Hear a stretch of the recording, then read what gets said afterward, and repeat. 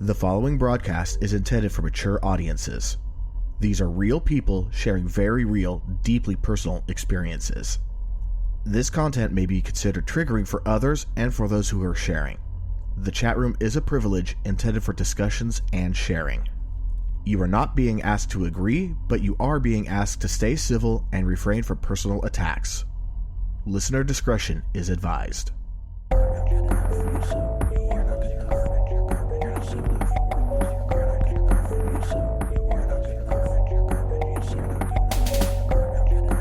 Welcome back to Am I Mental? A live podcast where real people share stories about how mental health impacts life and how life impacts mental health. I'm your host, E. And with us tonight is the co-host, Os. What's up, Am I Mental fam? And unfortunately, our guest, as seems to happen fairly often, had to cancel. And again, I know I say it a lot, and I know, yes, it is frustrating. Yes, it's annoying. Yes, it causes me to stress out, and it's not great for my own mental health either, but such is the nature of life in general, and trying to do things on Thursdays post-pandemic. Thursdays are just a horrible night post-pandemic, which is why tonight's our last Thursday night show. We are at that. It's time for a change. We are moving to Saturdays, starting on the first Saturday of December, and we're also kicking off an hour earlier to kind of help those East Coast people, so that way if we happen to run a 3-hour episode, they're not up till midnight. And we have Kat in the chat. And yes, hi Kat. How you doing? So yeah, again, tonight, our guest had to cancel. They have someone that helps do their booking for them for other things, and there was a lack of communication between our guest and the person that helps them book events, and they got double booked tonight. And yeah, even though technically we booked with them and not their other person, and we booked first, we're nice enough to say, hey, we could go ahead and reschedule because you're stressed out. This is income for you. For coming to us is a night that you're not getting paid. You know, so she's a single mom. They're being generous with their time. Exactly. And I mean, they were pretty stressed out about it. I'm like, no, it's cool. It's cool. Don't worry about it. Not like we're strangers to this. Not like we've had to pull an episode out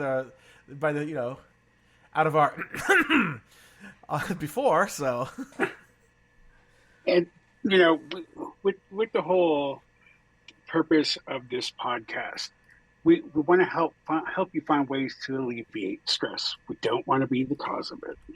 Exactly. I mean, I've said it before. It's like, how messed up would that be for us to be like, no, we don't care about your mental health. We want you to come on our show and talk about your mental health. I mean, come on.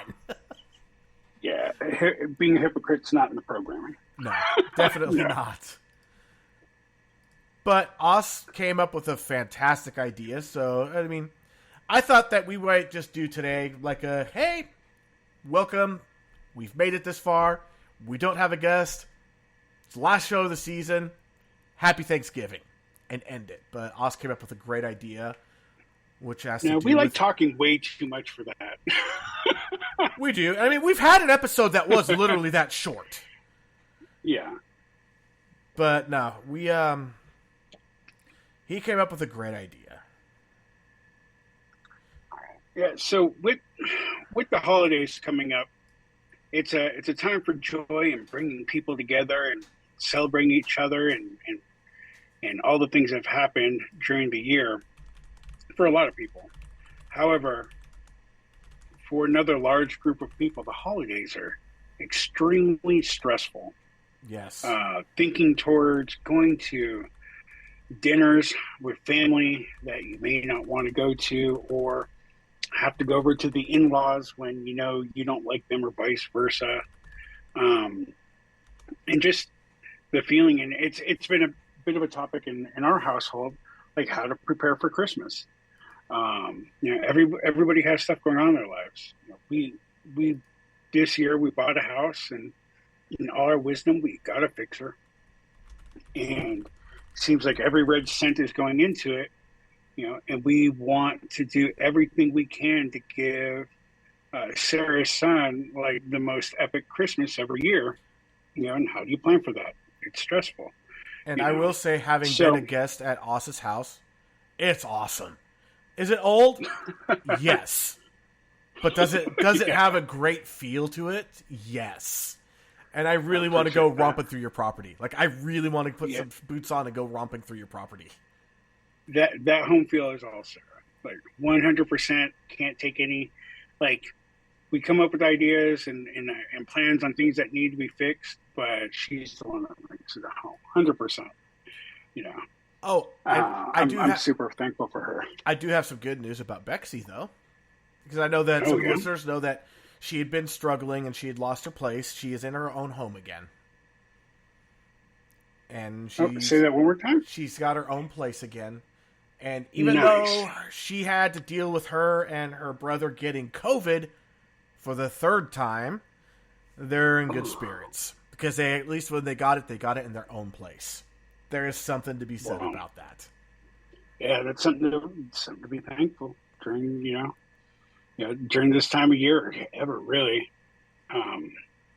Especially when the holidays are right on your doorstep. I've been homeless during the holidays. I don't wish that on anyone. No, I've been homeless myself, but it wasn't during the holidays. Thankfully, but they get to start making their traditions in the new home. Yeah. That'll be awesome. I'm super, super happy for Bex. And she's such an amazing person. Like she deserves the world. So I'm glad she's found some comfort and some peace in that. Exactly. And I mean, she's been she's a ray of sunshine. That's just the best way I could describe her. She is a ray of sunshine, and she has been such a massively positive influence in my life. And she has really helped me to become more thankful for pretty much everything. And when I first met her, honestly, like, you would look at her eyes and it was just, there was nothing there. There was no light in her eyes. She didn't think anything of herself. She had zero self-esteem. She was just counting the days until she was in the grave, is what it looked like. And She wasn't living; she was surviving. Barely. Yeah. And then she started living. It took a lot of work. It took a lot of work by me, a lot of work by a couple of other mutual friends of hers to help her to finally see the value that she has. And now look at her. Yeah. All the work that she put into, herself, that's hard, especially when you're coming from a place where you may not feel like you're worth the work. So why put something into myself if I'm not worth it? When your self-worth is gone, and it's so hard to get up off the ground and get on your feet. So I mean, that's an amazing success story right there. Yeah, I'm so proud to be able to call her my non-bio sister. I don't even remember who started the non-bio sibling thing, but yeah, it doesn't matter. We both accept it. Yeah, we're non-bio siblings. And Nice. She keeps telling me that she keeps trying to tempt me to come to Texas over a brisket. I keep telling her that if she ever comes to California, that I'm not giving her a hug because she says she won't leave without my hug, and I don't want her to leave. There you go. I've had Texas brisket. That's really good. And she's originally she's from Ohio and lives in Texas, so she brings a little bit of both. There you go. I won't say that Texas is better than Kansas City because where Sarah's from, but it's Well, I mean, when it even comes down to the sauces, there's a definite difference between a Texas barbecue sauce, a Kansas City barbecue sauce, and a Nebraska barbecue sauce. They are distinct. Yeah. It's this is definitely the season for food too. Oh yeah. So that feeds right into kind of what we're talking about too. Exactly. So, we kind of have a twofer today for things that go over. The first one are just I borrowed a lot of these ideas from the first part. I borrowed a lot of ideas from a lot of websites that are out there. Did a little bit of research, and these are what really resonated with me. And so we're going to go over these 10 ways to prepare for the holidays. Yeah, you were doing that while I was having lunch catching up with a friend I hadn't seen in 20 years. So, that lunch was good for my mental health. I'll say that. There you go. That's awesome. We have to do things for ourselves. So this is 10 ways to prepare for the holidays mental health issue, right? Some of these may seem kind of obvious, and some may not seem like they make sense. But we'll go ahead and we'll talk through them and talk about how we've seen these impact our lives, or how we've learned vicariously through others. Yep. And those of you in chat, jump in. Beat me to it. Yeah, we would love to hear from you on chat on this one. So the first one is sticking to normal routines. It's really more important than ever. As the holidays come up, because there's a lot of things that aren't normal. We have, Thanksgiving, or what do they call it? The fall holiday. I don't know what they change it to. It has, and then we have the winter celebration, or Christmas, or Hanukkah, or Kwanzaa, I think. I could be off on that one, but there's so many. I mean, there's if you're pagan, there's Yule. There's just so many holidays all packed around, which is quite literally the darkest time of the year. Which is probably why we have so many holidays, is to keep people's spirits up, to be honest. Yeah. That makes sense. But with all these holidays that are quickly coming up in succession, not to mention, New Year's Eve, where a lot of people go wild out, it breaks a lot of routines. For me, I've shared before, I have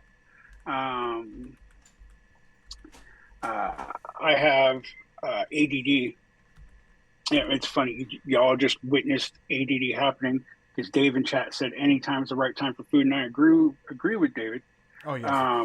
And it just kicked off ADD super bad for me. But with these breaks in the routines, at least for me, and for others that I know who have ADD, routine is everything. A break in the routine can throw you off, and the further you go from your routine, the harder it seems to get back on track and to kind of normalize your life. True. Keeping in mind that these things are coming about, and you're going to have to do things that you don't normally do. Go holiday shopping, go Black Friday shopping, go, not just shopping for, somebody you like's birthday present, an individual, but really trying to figure out how you're going to get presents for everybody you like. It gets pretty stressful, especially if you're strapped for cash, because a lot of guilt comes in with that. Oh yeah, but especially it's like if you're like, I want to have a good Christmas for my kids, but I'm broke. That exactly can cause a ton of stress. Yeah, and we'll actually cover that one in a little bit. But sticking to routine, something that'll help you stay on track with your routine to keep yourself kind of normalized, is instead of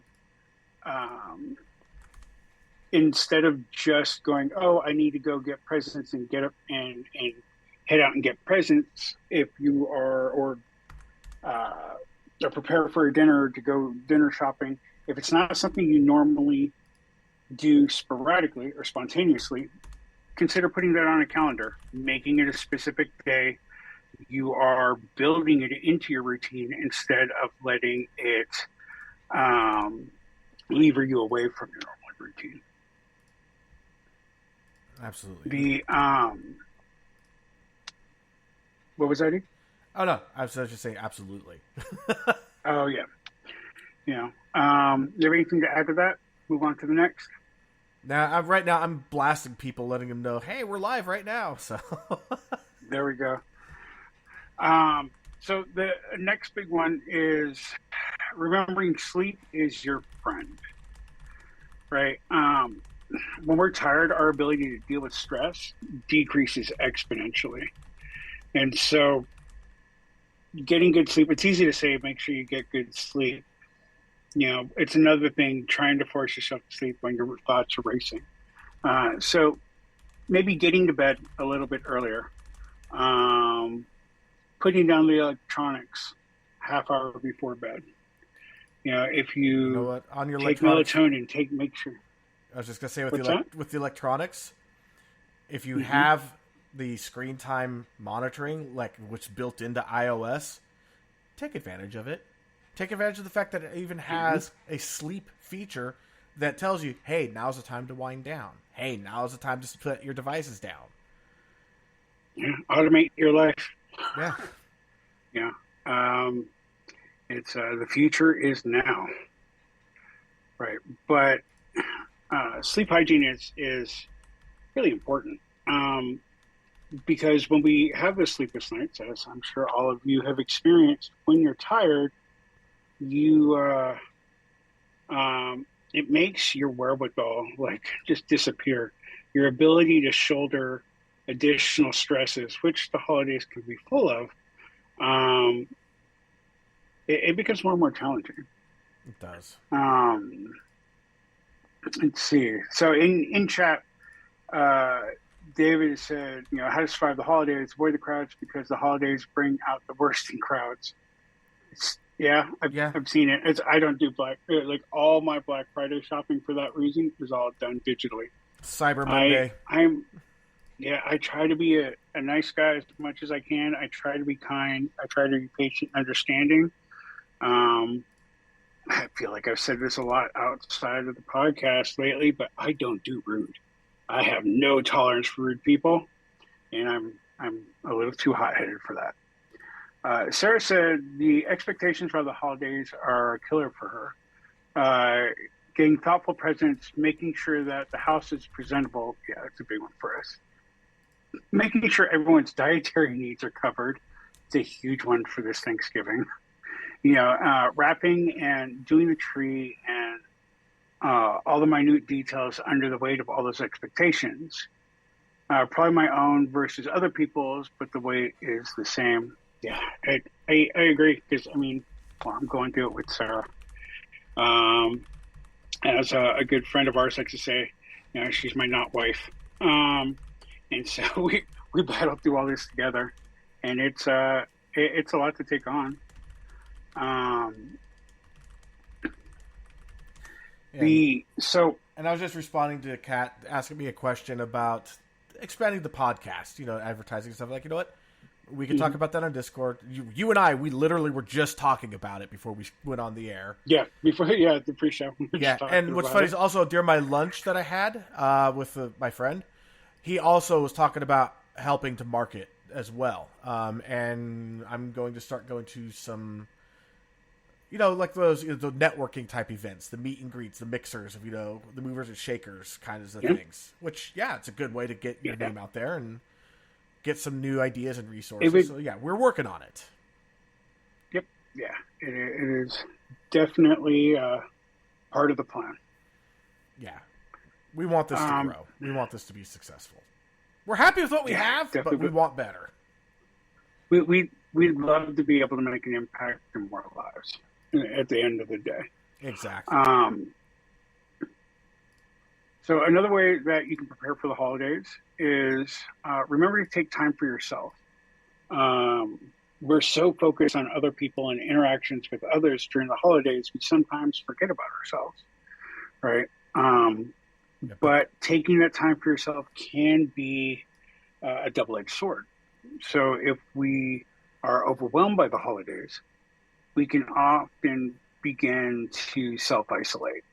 And that's not where we and want to so go. that no, and that creates that there's a snowball effect there, and that is you're stressed because you have so much to do. You self-isolate.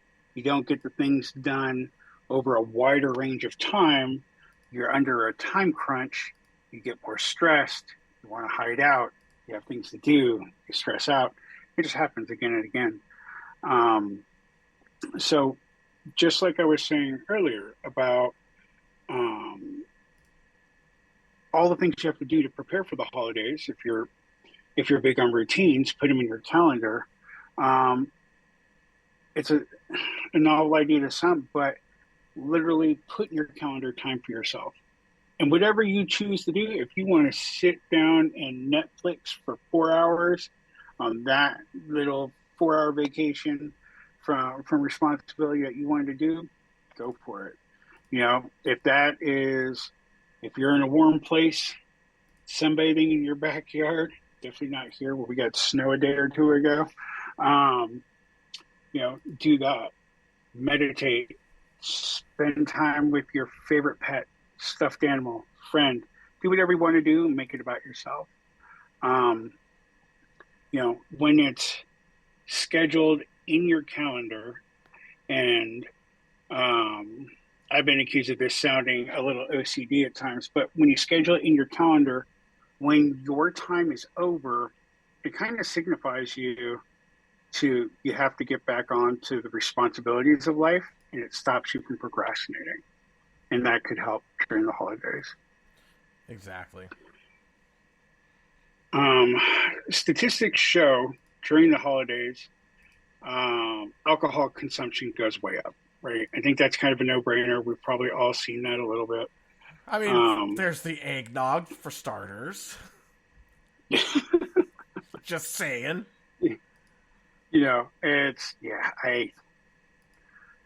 I'm not going to tangent. I have a thing about eggnog in high school. I'll tell the story another time.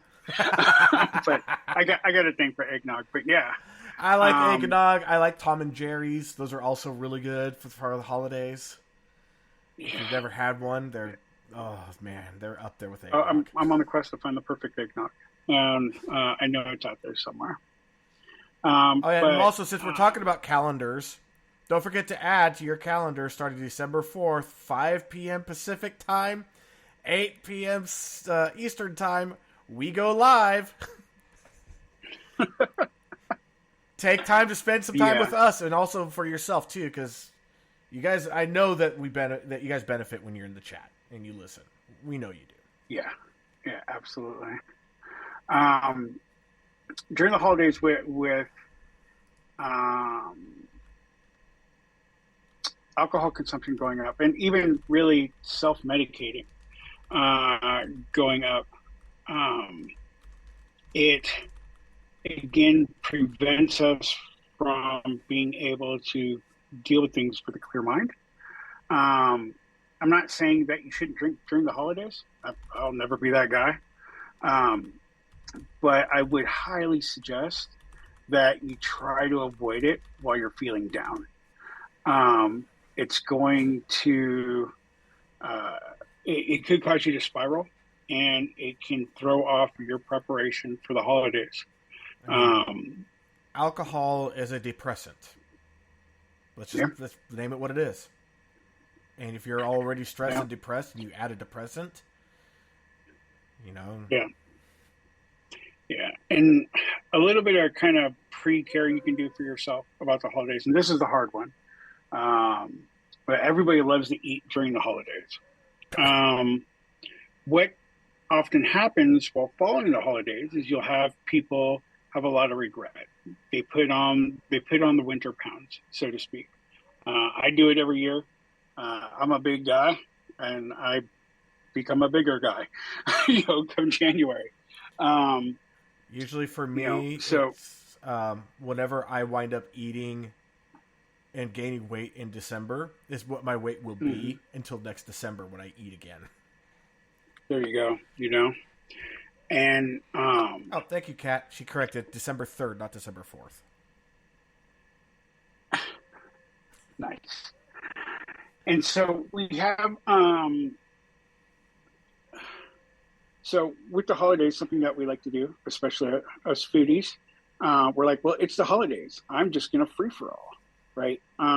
Some of us have been blessed with the metabolism to do that.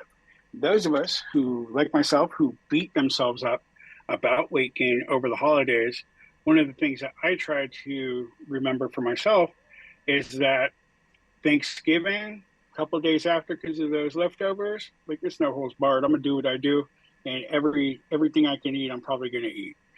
Same thing is gonna go for Christmas. And if I'm able to keep the normality of how I normally eat up until those days, up until the holiday days themselves, and maybe give me a little bit of leeway for the days that follow.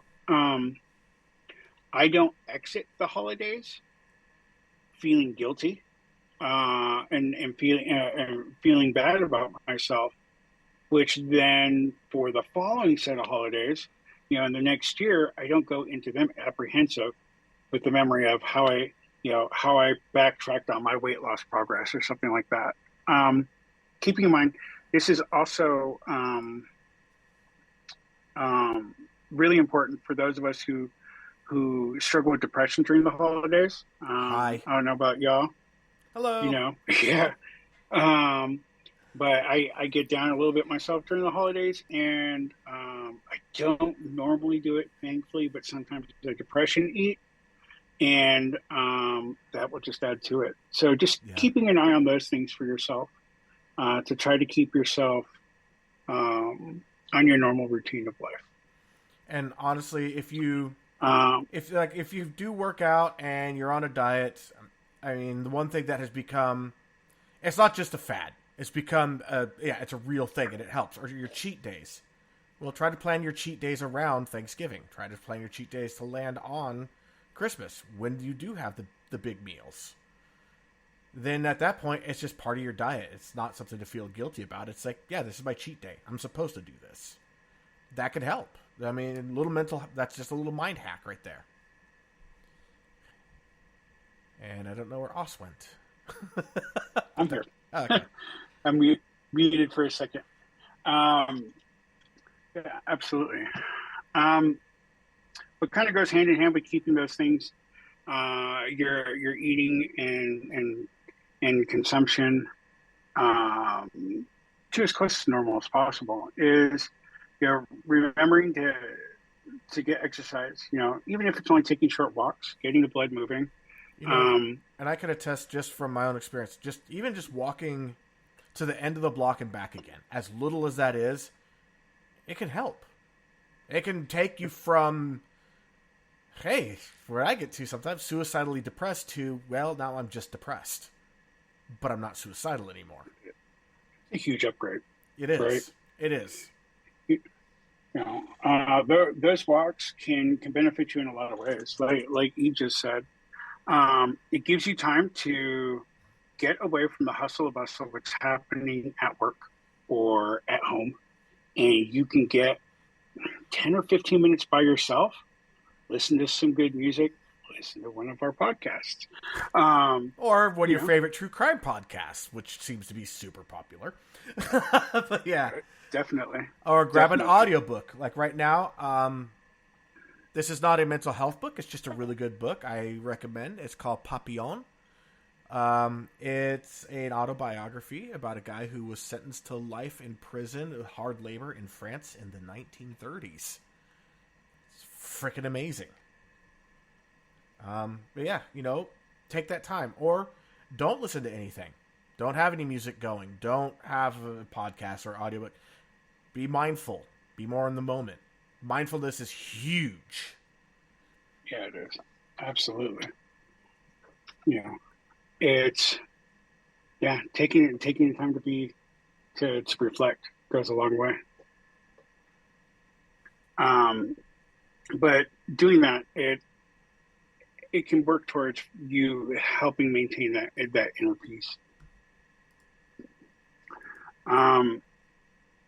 Kind of keeping in line with the idea of routines is to keep you on track. You can create lists for yourself.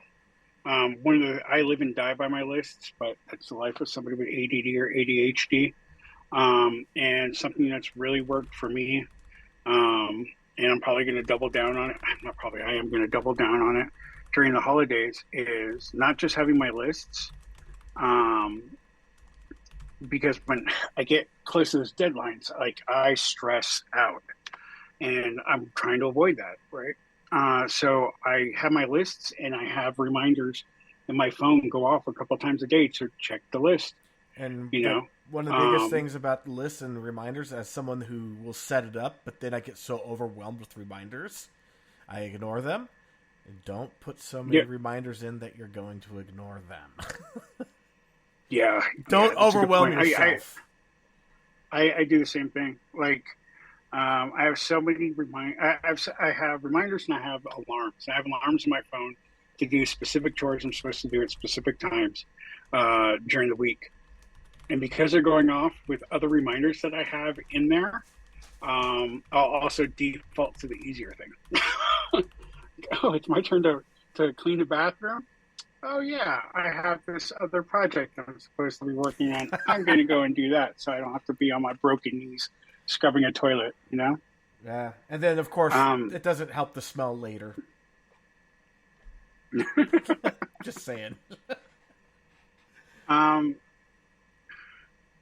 This is the next one's kind of hard, and I highly suggest doing this with somebody. Like, most of us are blessed enough to have a sounding board. You have a boyfriend, a girlfriend, a buddy, a somebody who is really good at checking us when we need to be checked, and come up with this plan, and then tap into that resource if you have it. But set reasonable expectations and goals for the holiday activities. And that's like your shopping, cooking, entertaining, attending parties, present wrapping, sending holiday cards.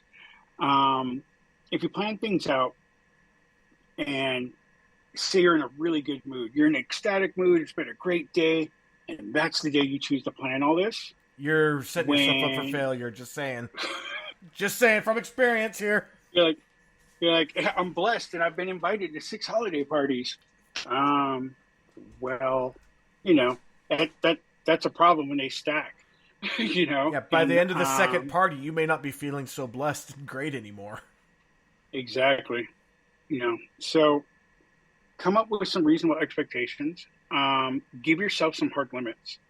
If you have a lot going on, if you're the parents of a small child, and you have let you decide now, early November, that, you know what, we are only going to stress ourselves out by trying to find childcare twice in the next 2 months to be able to attend 2 different events if the child can't go to it, or something like that, and first come, first serve, that first Friendsgiving that hits you up, they get to claim the first one type of thing.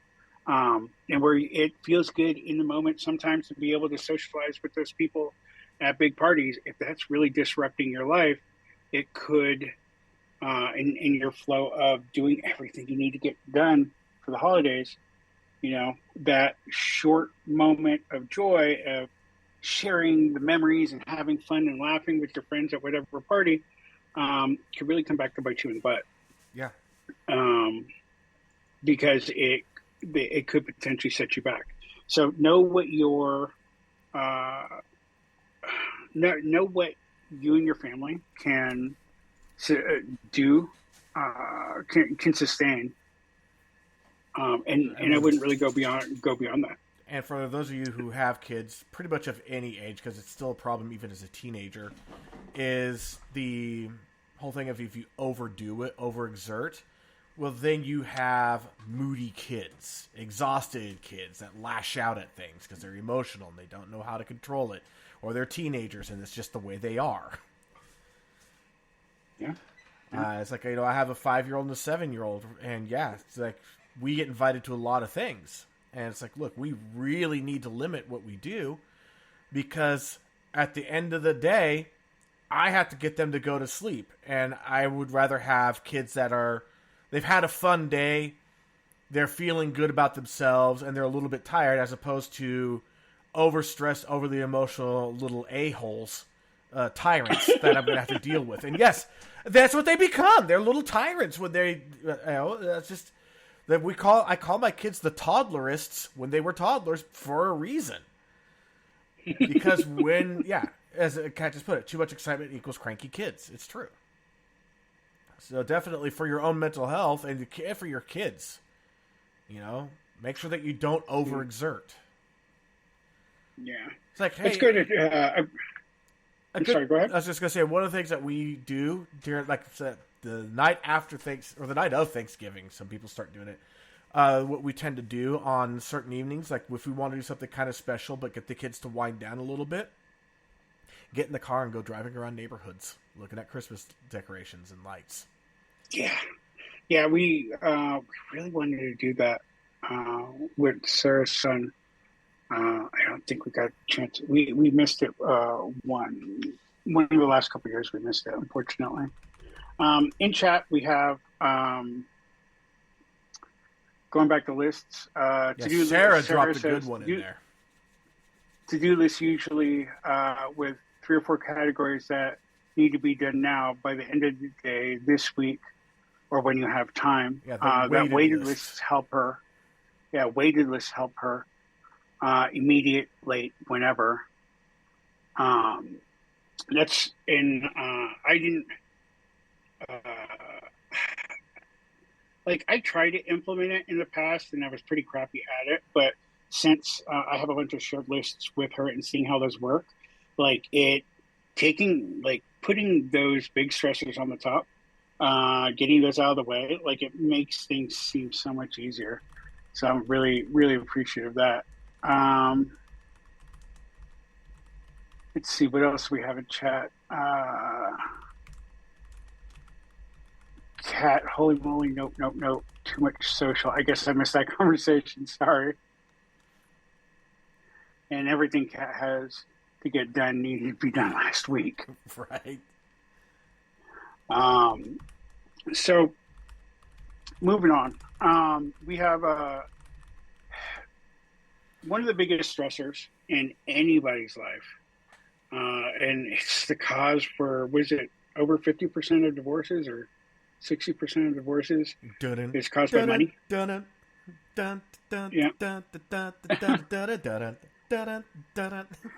So with money being a problem, now that it's early on, it would have been nicer if I would have started earlier than this, but we're early November. We got a couple months of December. Setting a financial budget for the holidays, right? And so that's looking at what are we going to do for Thanksgiving? What can I reasonably afford? How can I live within those means? If I only have X amount of money for Thanksgiving dinner, that means I can only invite X amount of people. Or that might be your trigger to go, hey, I might be able to save a little bit of money here. I want to be around people. I can bring something to a Thanksgiving dinner that I've been invited to, right? It's little things like that.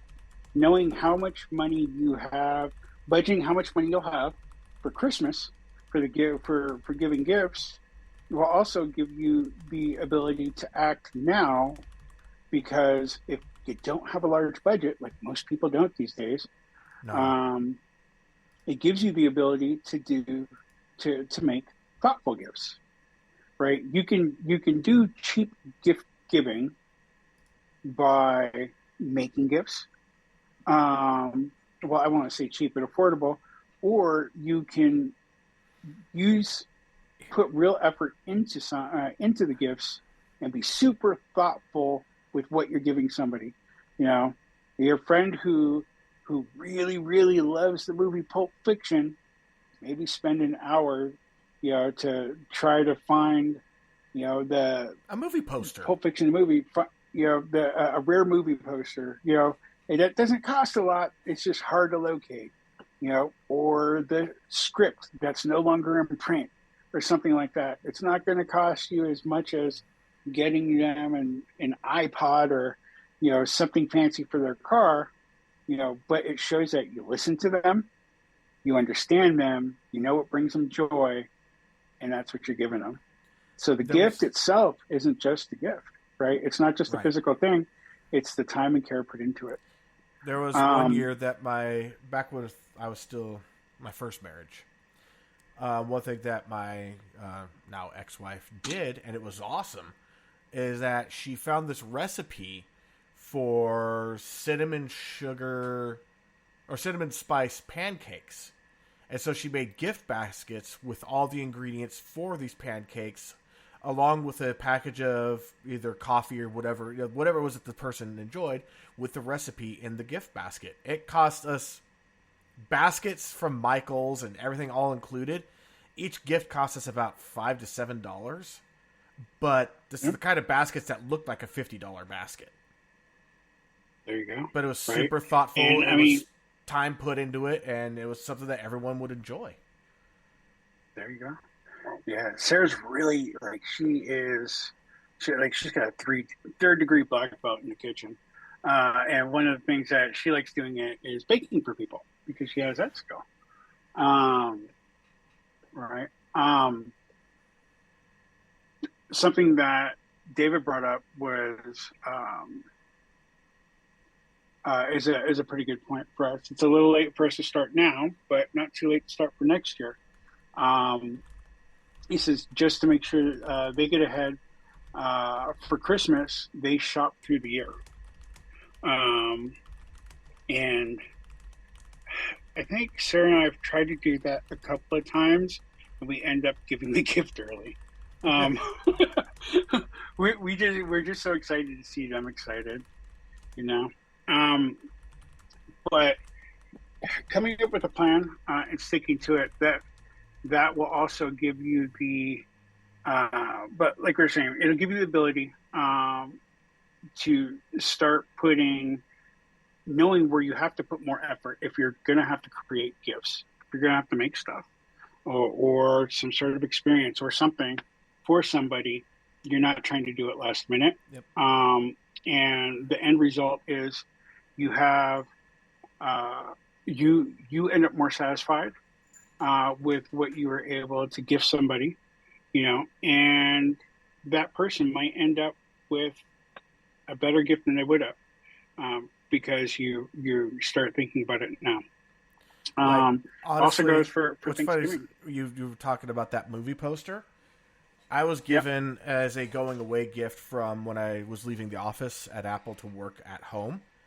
I was given a Reservoir Dogs poster. It is for a long time. It was the only only one of his movies that I liked, which I'm trying desperately to remember the name of it. Quentin Tarantino. But I've come favorite director. I've come to really enjoy a lot of his movies since, but that was the first one I actually really enjoyed. Even though it was his first, it wasn't my first that I watched. But again, it wasn't anything super special, but you know what? I loved it. It was amazing to me. There you go. Yeah, tailored gifts. You know, it's not about keeping up with the Joneses. Right? No. It's about bringing joy to somebody. And also, David brought in something, a tip that this is something that we do in our family now, which is we Christmas shop all year long. Yeah, I was just mentioning that. That's Sarah and I have thought about that, and we haven't been successful, but we have seen others succeed at it. We're still learning, just like everybody else. Another thing that we can do to prepare for the holidays is listen to music.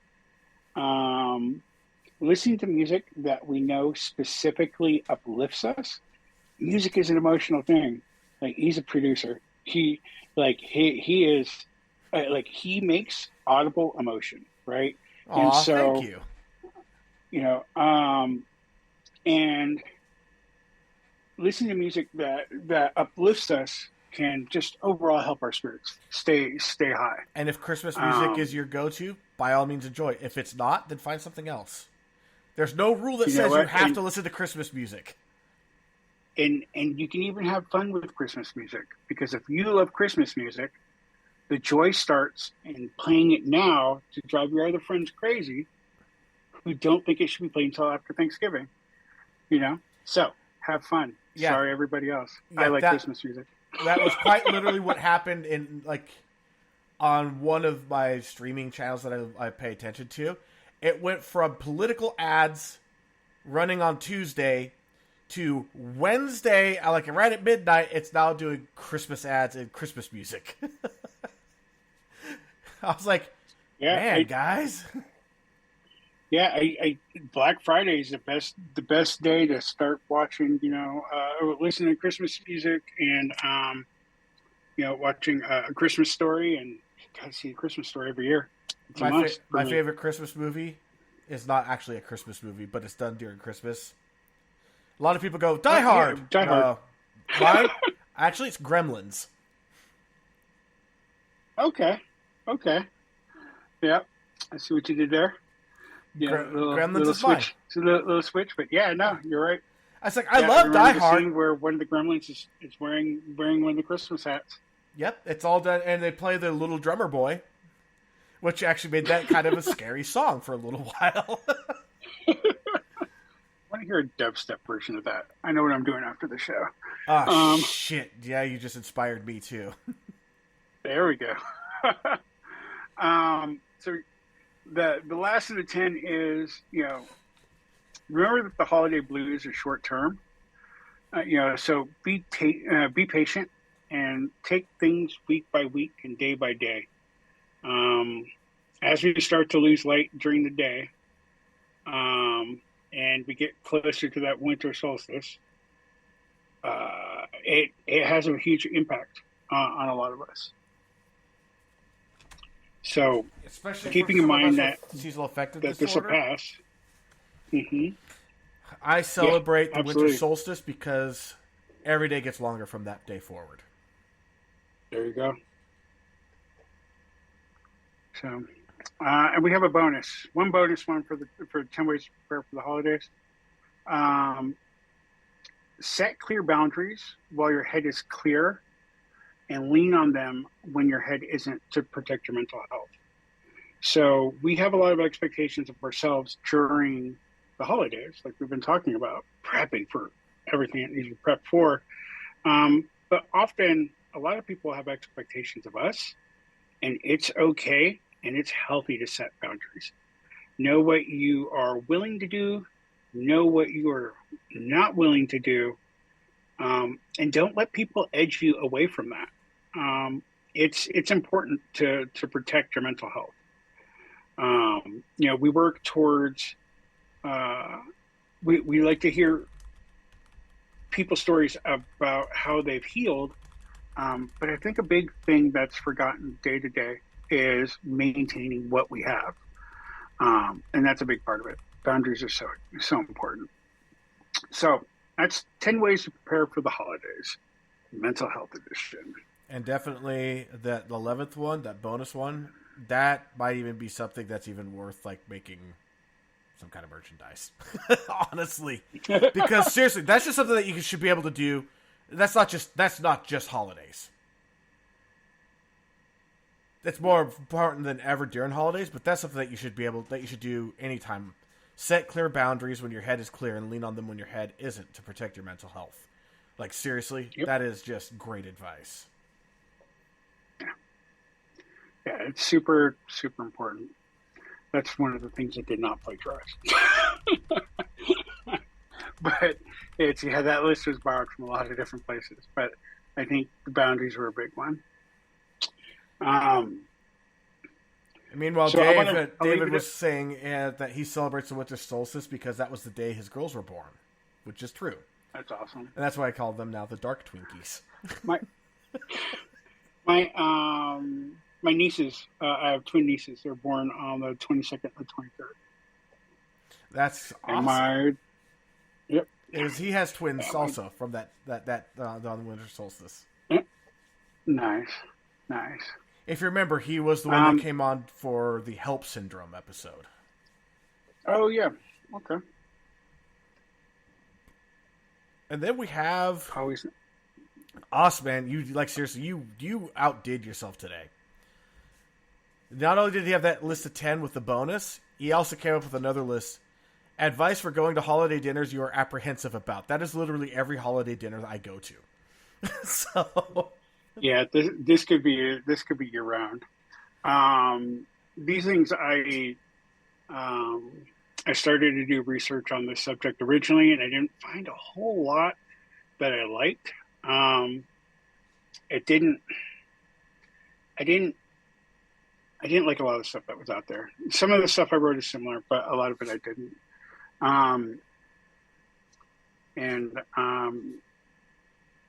So I'll go ahead and start. And it's not like a top 10 list or anything like that. These are just some pieces of wisdom that I felt, I hope would help somebody out there. The first one's analyze your expectations. So your expectations could be priming the way you feel a certain way about a certain event. Priming, for those who don't know it, is giving you a bias towards something before that something happens, or a subject.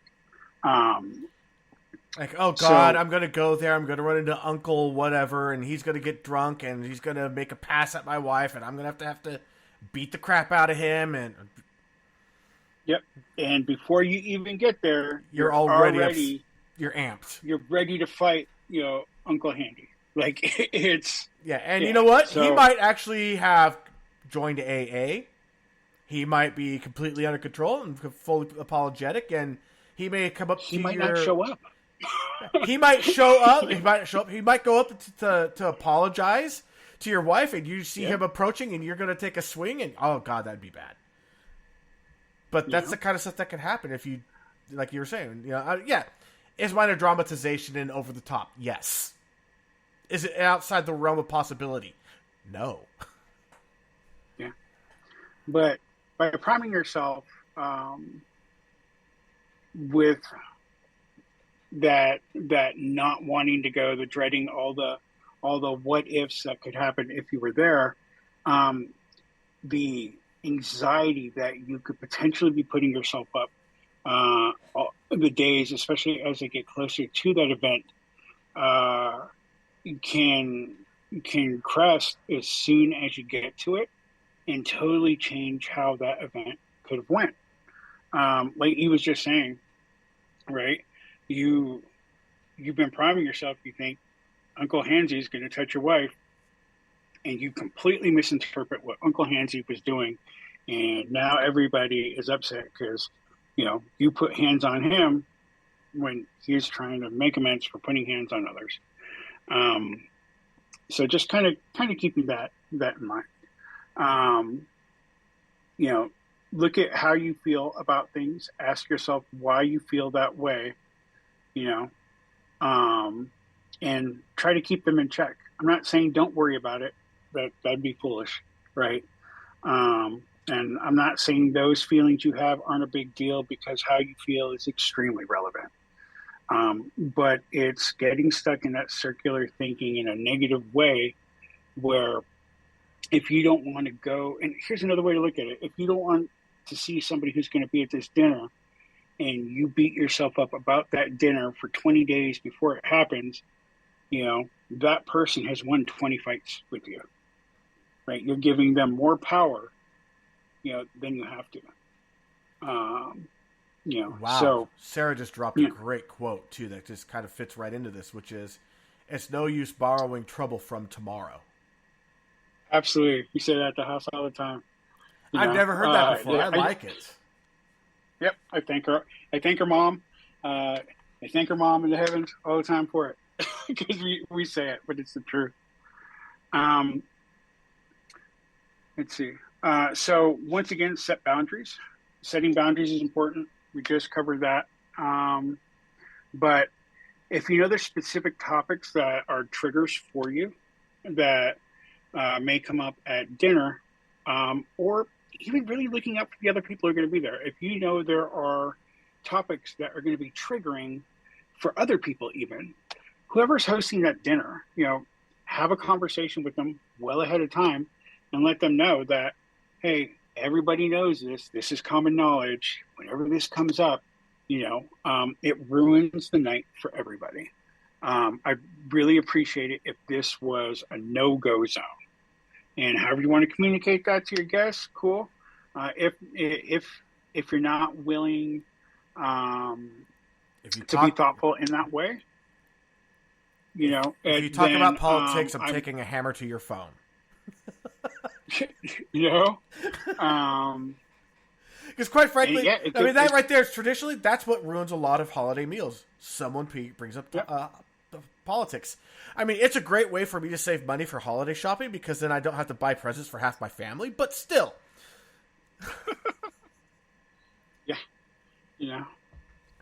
And it could be whatever. It can be politics. It's a huge one. If you have interfaith relationships and people are arguing about those faiths, we're not talking about faith tonight.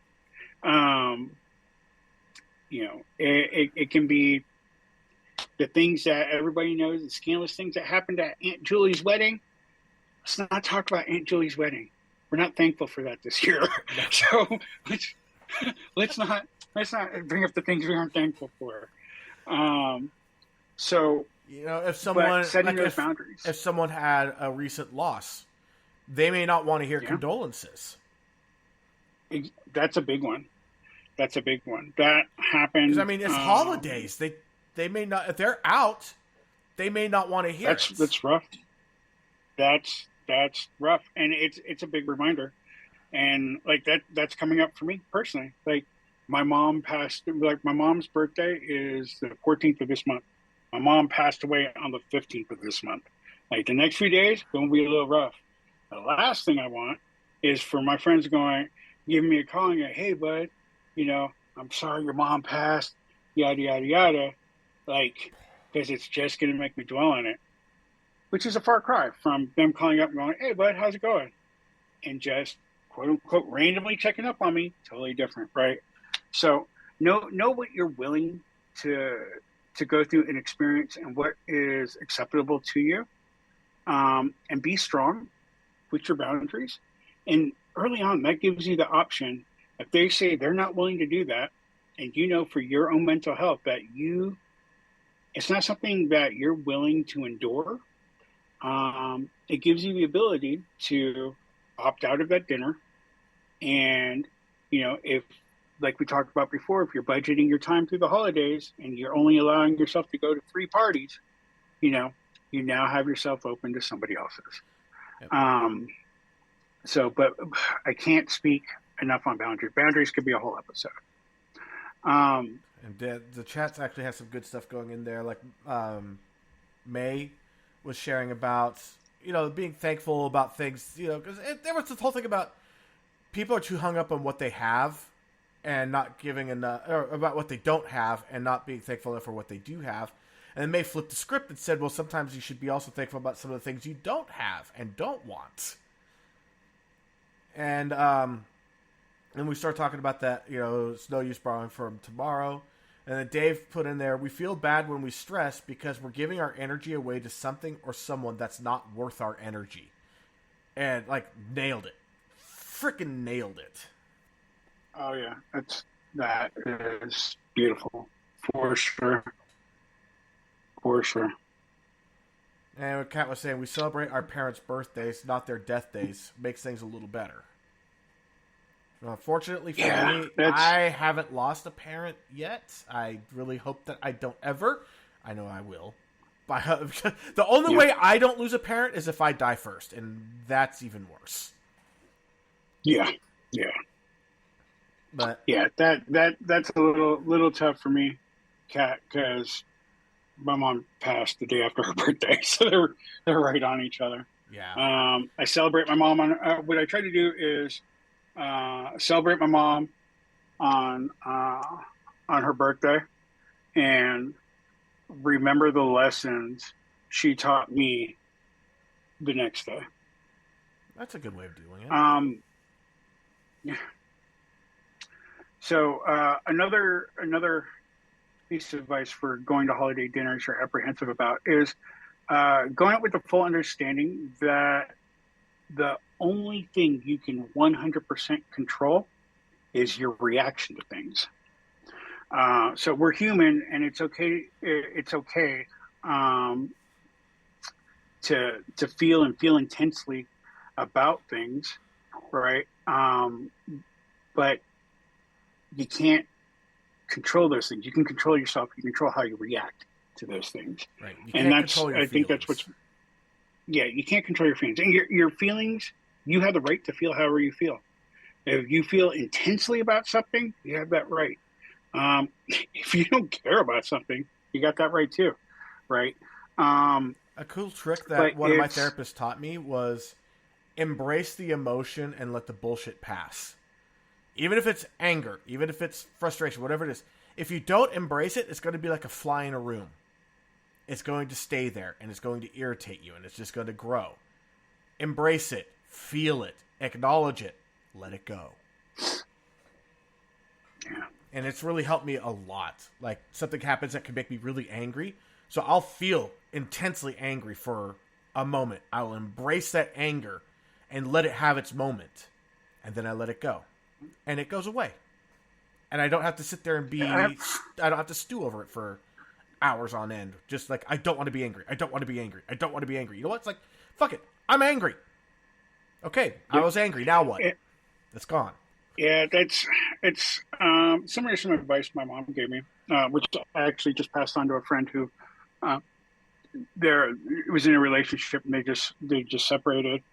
My mom used to say that let yourself feel things, feel them hard, feel them intensely, and let them burn out like a supernova. The problem isn't feeling the feelings; it's when you dwell in them. So and right if you along act those on lines. them. Yeah. Let that intensity go away, and then act rationally. Yeah, it goes back to control, right? We can't control our feelings, but we can control how we react to them. So, with that in mind, we may want to go. We may want to defend subjects and debate, debate topics that are going on at the dinners that we're at. But doing that, you create an adversarial situations. You can, first, if it's something that's a hot topic that is riling everybody up, or you can nip it in the bud if you see that that's what it's going to do, is you can simply tell them, let's talk about this another time. You know, it's okay to agree to disagree and then move on and deal with it later. Exactly. You know, but by jumping into a debate, you're now reinforcing the feelings you had about going to that dinner to begin with, because it's not what you wanted, right? It's okay to remind people you're there to celebrate, celebrate each other, in the joys you have, not to nitpick the differences. The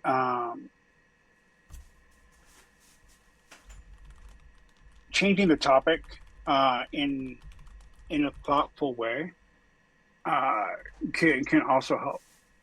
So like one of my friends could have said to change a topic that they didn't want to talk about. Like, do you remember the time, when we were kids and the Christmas tree fell on Mom, and she was so loud. She and Dad were laughing so hard. Dad fell on top of her and we almost peed ourselves. Like, that was amazing. And you have just totally brought everybody to a happy memory where everybody, where everybody can share a laugh in it, and they can celebrate a moment. There's one in our family that became so popular to use as a way to get people in a better mood. It was literally just saying really loud, "You bake cake?" The reason for it is that on my mom's side of the family, she has an aunt who was born deaf, and all of her kids are deaf, and she didn't realize how quietly she walked. And she came up behind one of my, I think it's either my grandma or one of my other aunt, my mom's aunts, who was baking a cake, and she went to say, "You bake a cake?" But of course, being deaf, she didn't know how to modulate her volume. So she shouted it out, scared the living crap out of the person holding the bowl of cake mix, and it went flying throughout the whole kitchen. So that has been a disarming phrase in my family for a generation. It's funny how like little moments of that can become like memorable, turn into super memorable things. My mom really wanted a dog, and my mom was a little hard of hearing. She's hard of hearing until you didn't want to hear something, and then she'd hear you across the house. So I'm almost like, I'm still on the fence about calling DS about it. But we got her a dog, and she's like, "What's its name?" And its name was Scooter. Okay. And we're like, "It's Scooter." And she's like, "The dog's name is Skid Row?" And we're like, "It is now." So Scooter became Skitter. And oh, that's permanent. That's permanent. Yep, that absolutely. And it was close enough where the dog instantly responded to it. Although the dog kind of responded to everybody. But the another thing that to think through, and this isn't a go dry anti-drinking podcast by any means. Do your thing. We don't judge. But we can deal with stress a lot. We can deal with stress and not react to it a lot easier when we have a clear head. So when we choose to get intoxicated, it lets down our barriers, and that includes the filter to our mouth. So, and it can take hours to get ready to throw an event. It can take days to get ready to throw an event. It can take you hours to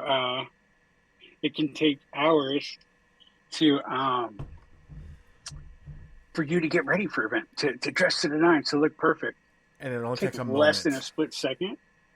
Takes just a moment to ruin it all because somebody's filter disappeared. I mean, I think everybody has been to a party who has that one drunk person at it, and things can just go off the rails really quick. A great example, my sister's wedding. Now, to kind of put it's always weddings. It's always weddings. There's always one. Yeah. Now, here's the thing. The thing is that these two families, like my family, it's my dad's side's huge. One of the biggest families in my hometown. And my sister got married into another one of the traditionally large, multi-generational families there. For generations, we all went to school together. We all knew somebody from the family in our class at all ages. So when the wedding happened, you know how a lot of times you go to the reception, you see like the groom's family and friends on one side, and you see the bride's family and friends on the other side. And this was just a big mixer. Huge party. Yeah, let's just say that there was a lot of drinking, and my sister, on her wedding day, got punched in the face by an uncle. Wow. Yeah, don't be that dude. Yeah. Now, did it ruin the reception? No, everyone still talks to this day. Even though my sister and that guy are now divorced, we still to this day talk about how great that reception was. But we had that one event where the police showed up. Yeah, that one wedding I went to with a mosh pit. There are only 2 people in it, though. And what was funny is like the reason that Austin was like stuttering so much about the drinking filter thing is as he was doing that, I was holding up my Belgian hazy imperial IPA that I'm drinking tonight. That's 9.5% alcohol by volume, and it's a 32. It's a 1 pint can. It's a big can. Yeah. So yeah, I'm celebrating the end. I'm celebrating the end of another season. There we go. It's something to celebrate, man. We did it again. Make me want to go grab my Jack. From this one, I'm totally speaking through personal experience. Like it is. I've been that drunk asshole. Like, and unfortunately, I've been that drunk asshole since I've been with Sarah. And the next day, we had a get together, and she's like, "Do you know what you did last night?" And I don't even know. I don't remember, and I'm so ashamed. I'm like, "Please don't tell me. Just let me live this. Let that one live in a void." And But are you really doing yourself any? I was gonna say, are you doing yourself any favors by trying to avoid it? No. So I rarely drink now because of that stuff. I've learned, and if I drink, I will have a couple drinks with Sarah at the end of the day, a long day type of thing. But I definitely don't drink when I'm depressed at all. When I'm Sarah pissed. just said it's usually just funny.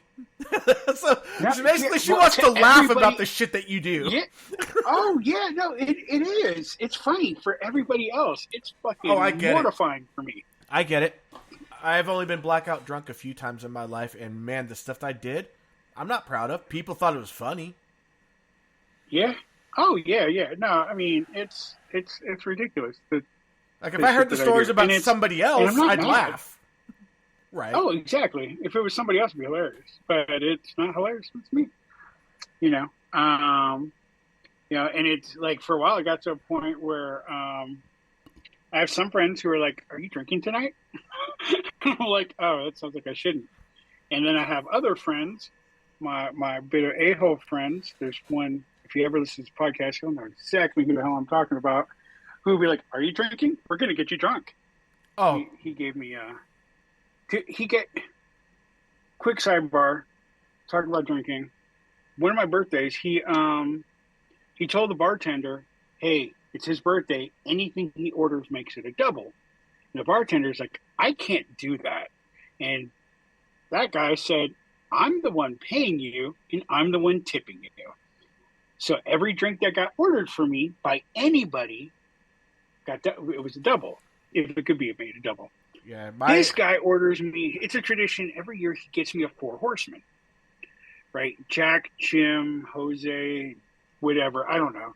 Like a bunch of alcohol that should not be together. It's 4 shots, and of course that's 8 shots. This guy says, "Hey, yeah, it's basically 8 shots." He's like, "Hey," and I'm already super wasted, and he's like, "Hey, this is a traditional drink for the birthday boy, and then we're going to close the tab." He hands me a pint glass, and I usually get double Jack and Cokes. And I'm like, "Oh, double Jack and Coke." And I pound the whole thing at once. Woo! And the last thing I remember was saying something like, "That wasn't Jack," and I got nothing until like noon the next day. Like, Yeah. I woke up with gravel on my face. Like, it was, yeah, it was, My it was. It, my last blackout. and I'm a big dude to be carrying Yeah. out of anywhere. My last blackout was I was running karaoke as my job at the time, and I got the night off for my birthday to celebrate. And I remember walking out to the parking lot to go drink some Jaeger out of a bottle in the back seat. I don't remember anything after that. Nothing. I woke up. I woke up the next day. Now, this is back when my current wife and I, we were just friends. We weren't dating. We weren't a couple. We were just friends. But I woke up in her bed with just a t-shirt on. My shorts, my underwear, my shoes and socks, gone. Just my t-shirt. I'm like, what the fuck happened? I remember that I was supposed to go home. And what I told the bartender, too, the thing I did is I told the bartender, no matter what people order me, make it top shelf. I'll pay the difference because I don't want the hangover. Yeah. And guess what? A good thing. Apparently I threw up, but I had no hangover. Yeah. Yeah. My buddy is a KJ, and he's told me when you go, especially if you go to the bar where you KJ on your birthday, you're getting wrecked. Yes, you are. You are. But because all your regulars show up and they're like, "I want to buy a drink for you. I want to share a drink with you." Exactly. Yep. Let's see. What else do we have on our list here? We could deal with stress and not react to it was one. But that kind of tied into the previous point, too. Yeah. Yeah. Practice gratitude. That right? Was, yeah. So as the conversations are going across the table and your anxiety starts to go up or your anger starts to go up, for me, take a moment to yourself, control yourself, because it's the only thing you can do, and bring your thoughts to positive places, thinking of the things that you're thankful for, what brought you joy this year, what enriched your life, and especially listeners to this podcast, for a lot of us, it can be as simple as being thankful for having the ability to be at that table where everyone's pissing you off because you chose to live at some point in your past, right? So bring yourself back to positive thoughts in that way. Excuse yourself if you have to, but by not contributing, you're not being part of the problem that you wanted to avoid to begin with. So that's a little piece there. One for me that really helps when it comes to practicing gratitude, especially when I'm hanging out with my family. Because, I mean, if you know my family, my dad and I, we are thick as thieves. We have been ever since I moved out. He went from being a person I could not stand because he was trying to make me into something I didn't want to be. The day he accepted that I am who I am and I'm going to just be that way and there's nothing he could do about it was the day that he earned my respect a lot, and he's become, he was my best man at my first wedding. That just to show how far it goes. And it says a lot. My mom, I love her to death. She is one of the most amazing people I've ever known. But she can be as irritating as they come. She almost died on Christmas Day. Well, Christmas Eve, Christmas Day, about 7 years ago due to a traumatic brain injury. Just seeing her. Even when she decides that she's not sitting down to eat with us, she's just going to go eat in the kitchen. Just seeing her. I am so thankful. Yeah. She can irritate me. Yeah, I can imagine. She can irritate me until I want to blow my brains out.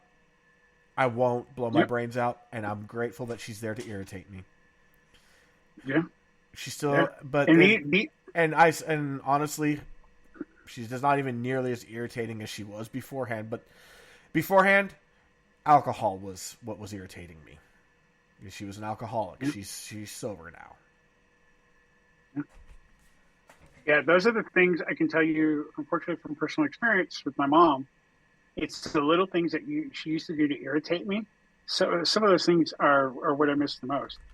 Like the way she would, just the way she would call my name in the most irritated way from across the house to get my attention. Like, I wouldn't give to hear that now. You Right. know? Kat, actually, we were just having a little chat conversation, and I want to say something. I want to address it directly because it's very much who I am. It's about my mental health here. She said that she's never been drunk or had a hangover, and I said, is it wrong that I'm only a touch envious of Kat? And the cat said, I am a total lightweight. Just a couple sips will have me swimmy-headed, and I don't like that feeling. I have come to like that feeling for one very specific reason. When I have just a little bit of a head change, I am the most patient person that you'll probably ever meet. I am more understanding than at any other point.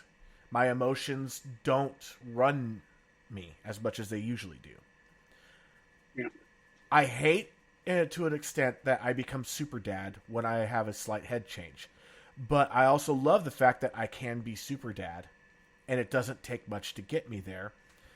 It's a form of self-medication. Now, if I could find the right medications to do it that don't have the side effects that, like, alcohol or other things can have, I would love it. Yeah. And it's also Right the now, ability to stop when you get to that point. Yeah, which alcoholism runs in my family. I almost fell down that rabbit hole of alcoholism. I happen to have enough willpower where, I can stop when I get to that point. Although for me now, I use edibles, and that helps give me that same kind of head change and whatnot. It lasts longer. It's super discreet. And it's almost a form of microdosing, except that I am actually getting a head change. Yeah. I mean, But I just want the change. I don't want the drunk. Yeah. I'm not trying to promote any kind of self-medication, but if there was an exception to any of them, that would be it. I've been around stoners my entire life. I've never seen any of my, and these are hardened criminals. I've never have they been like, let me hit the blunt. Oh, I'm gonna beat somebody's ass. Like that doesn't happen. No, I mean there was something that Snoop said, and it was one of the most brilliant things I've ever heard in an interview. If you have 4 people that absolutely, positively hate each other, and they want to kill each other, you put alcohol in that room, someone will die. You put weed in that room, you will have 4 best friends by the end of the night. Sure. I wish I could partake. I can't. It does no. No, I mean, good things. Now there's a lot of experimental medication. There's studies going on now with microdosing with mushrooms. The magic mushrooms, psilocybin.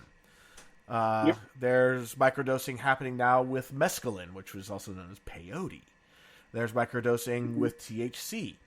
And they're finding that there's actually a lot of benefits to it. We are actually really close to seeing some of these things starting to push through to the FDA going, you need to allow this because here's the benefits, and the side effects are nominal. Yeah. Yeah. So it's like, I did a lot of research. It's like research with CBD, and it was like I couldn't believe that there wasn't any FDA products about CBD, the psychoactive part. Yes, I mean marijuana. CBD. Like a lot of people think, CBD, that's just weed. No. It's completely different. It's a totally different chemical.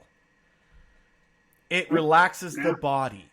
Now, Jay, who will be coming back to co-host when we move because she has Saturdays open,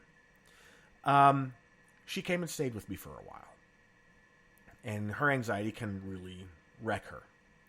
There's one morning I went and it was a Kill Cliff energy drink with CBD. It's something that Joe Rogan promotes. It's his brand thing. And I really like him because I could drink one, I get the energy to help me get through the day, but I'm relaxed. My body is just relaxed.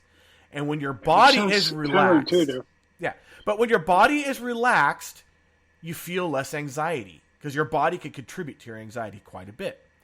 I got her one and she woke up anxious as hell. She drank it and was like, holy shit, this just changed my day. And Sarah just mentioned ketamine treatments. As a matter of fact, when this podcast is over, when we have that break, I have some information to share about ketamine treatments, and we might have a sponsor coming up. Just saying. Nice. Just saying.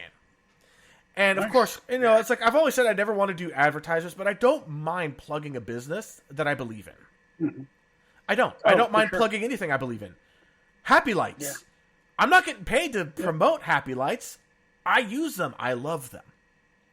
I wasn't paid by Rachel back in seasons 1 and seasons 2 to promote her company.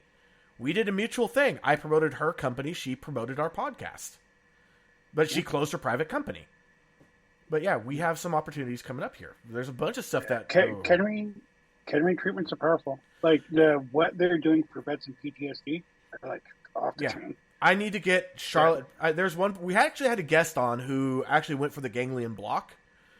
And I really need to get her back on. I've been trying to get her back on to do the follow-up because of her PTSD.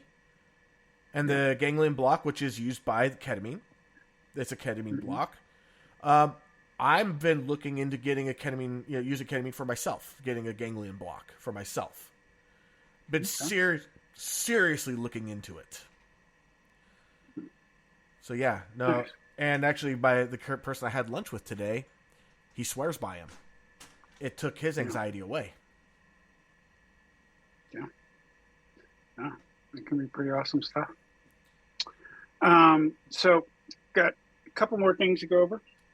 And we're done with this list. And these next ones are kind of short. It's back to basics with the next one. Oh, yes. Deeply in through the nose, slowly exhaling 3 to 5 seconds through the mouth, and do it again. Make it the focus of your thoughts briefly, to help center yourself and take you away from the stuff that's bothering you. If you have Breathing, an Apple Watch... It's so basic, but so powerful. Yeah, the Breathe app. That Breathe app, do not ignore it.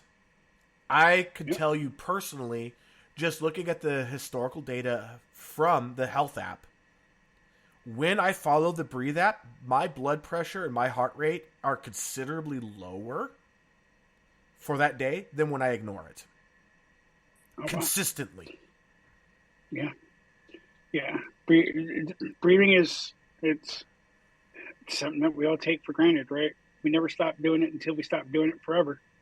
So, but really learning how to, and it sounds counterintuitive, doesn't sound like it makes sense to some people, but learning how to properly breathe when you're doing a breathing exercise is super important. The Breathe app, Calm, has a bunch of mindful meditations that teach you how to do it. And it's like breathing all the way, all the way down into your stomach. Usually when you're breathing normally, your stomach doesn't inflate, your chest will inflate as your lungs do. If you're breathing properly, you're like... Your whole torso should inflate. Yeah, your whole torso, basically inflates. And actually what's funny is that Kat was saying I should try to get sponsors for things that we use and or believe in. That originally was the plan for how to fund this podcast, but in order to do so, you need 10,000 listeners a month. We have 5,000 total downloads in 4 years. We're a little bit away from that. We'll get there. We'll get there. But I mean, I can say that we are up year over year. Drug. Yeah, I don't know if ketamine has been used as a date rape. I know drug. GHB. That's probably GHB. Because it'll put you in a mini coma. However, you can't use it on a guy. You can't use GHB on a guy because it gives you limp dick. But you can still, well, there's the backside. Go ahead, Os. Saying if a woman wants to date rape a guy, GHB is a bad choice, but don't do it. Just don't do it. Well, you said it gives you limp dick, and I've heard a friend might have told me that that's not a thing for that individual person, at least. Yeah, I'll say it's for a friend.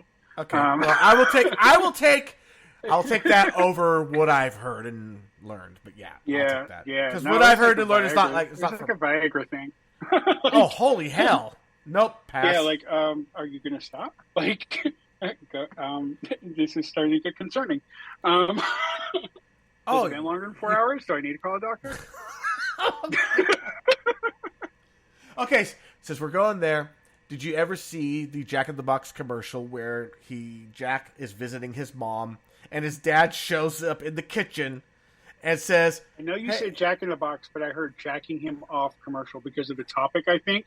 It took me a second to register what you said, and I was just like, whoa, this took a weird turn. And I'm the one drinking. No, it was a Jack in the Box commercial. It was about clipping coupons, and because of that, got to give away 2 free tacos, blah, blah, blah. If you remember when there was the 2 free tacos a couple of years, God, that was the year I got married. Wow. Okay, so anyway, that was 2010. Anyway, the dad shows up, opens the door to the kitchen and says, "Hey, honey, it's been 4 hours. I think we need to go to the doctor." "Oh, hey, Jack, how you doing?" And he's like, "I'm going home now." Just...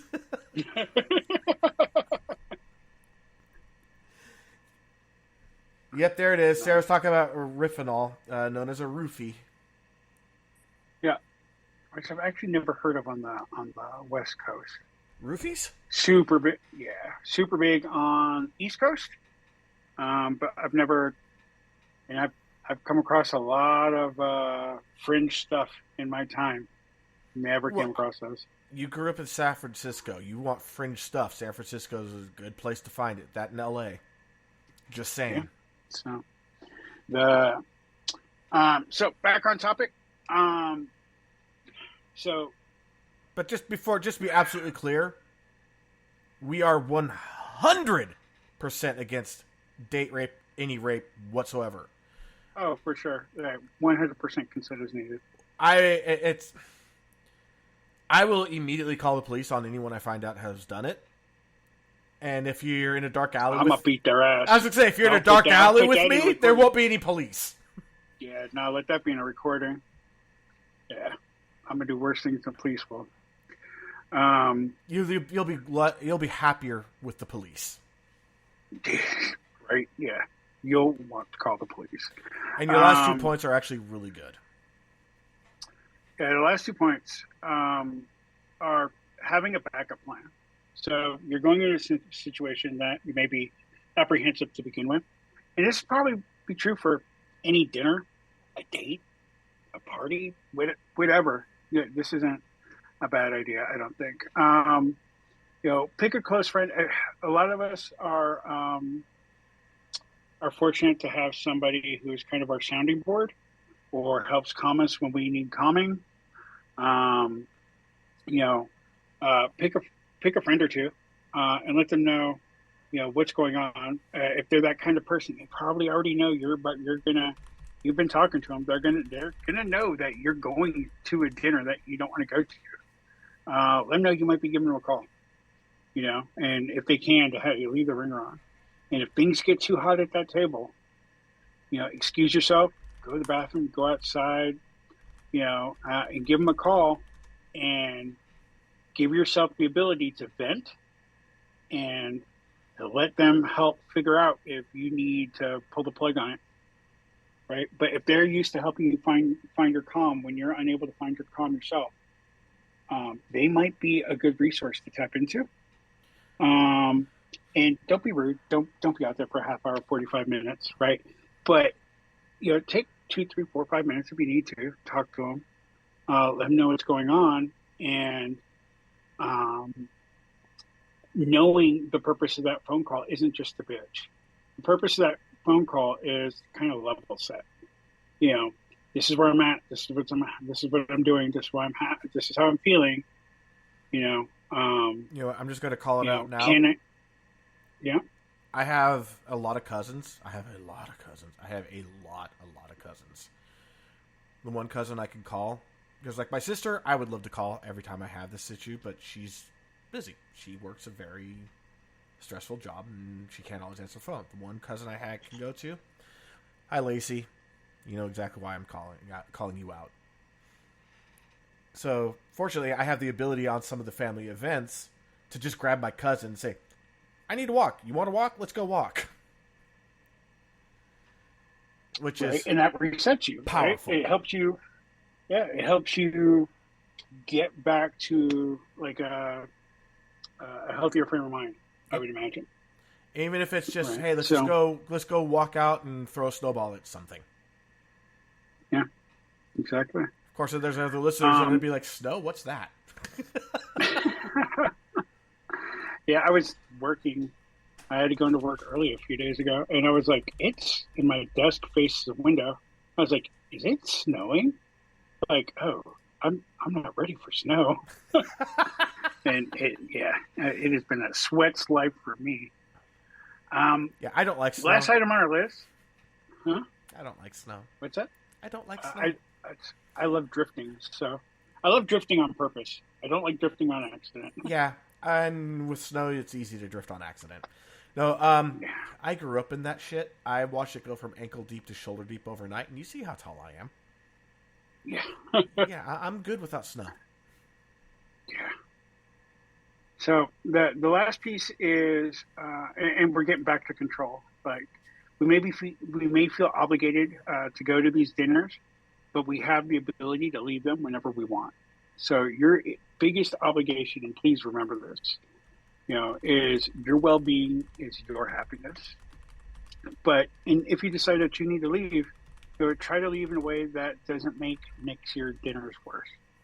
But you control where you are, and if you don't drive, think about having that backup we just talked about, ready to come and pick you up. Have an exit strategy. Even if that exit if not, strategy is make sure Uber. you have enough money. Yeah, I was going to say, if need be, make sure you have enough money in your bank account or on the card for Uber or Lyft. So you can that can get you GTFO. home. Exactly. We were talking about budgeting earlier. Just remember, there'll be surge rates on holidays. Yep. Now I will say that there was something really cool about the town that I live in.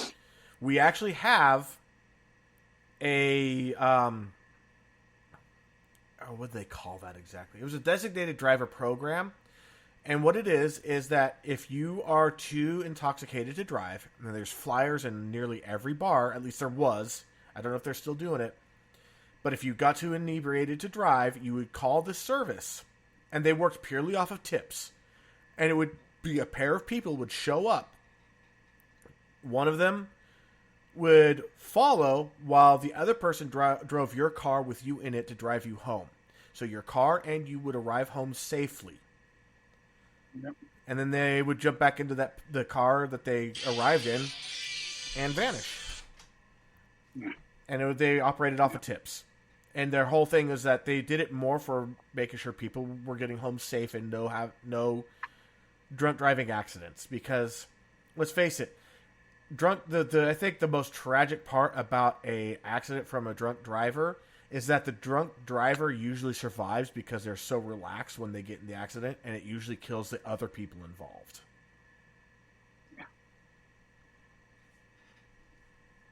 For sure. So, and for anybody who's interested, I'm going to go ahead and post all of what we talked about today, the lists in Discord. I've been horrible at posting stuff I say I'm going to post in the Discord. I'm actually doing it now. Did that go in episodes? Anything goes? Where do I put that?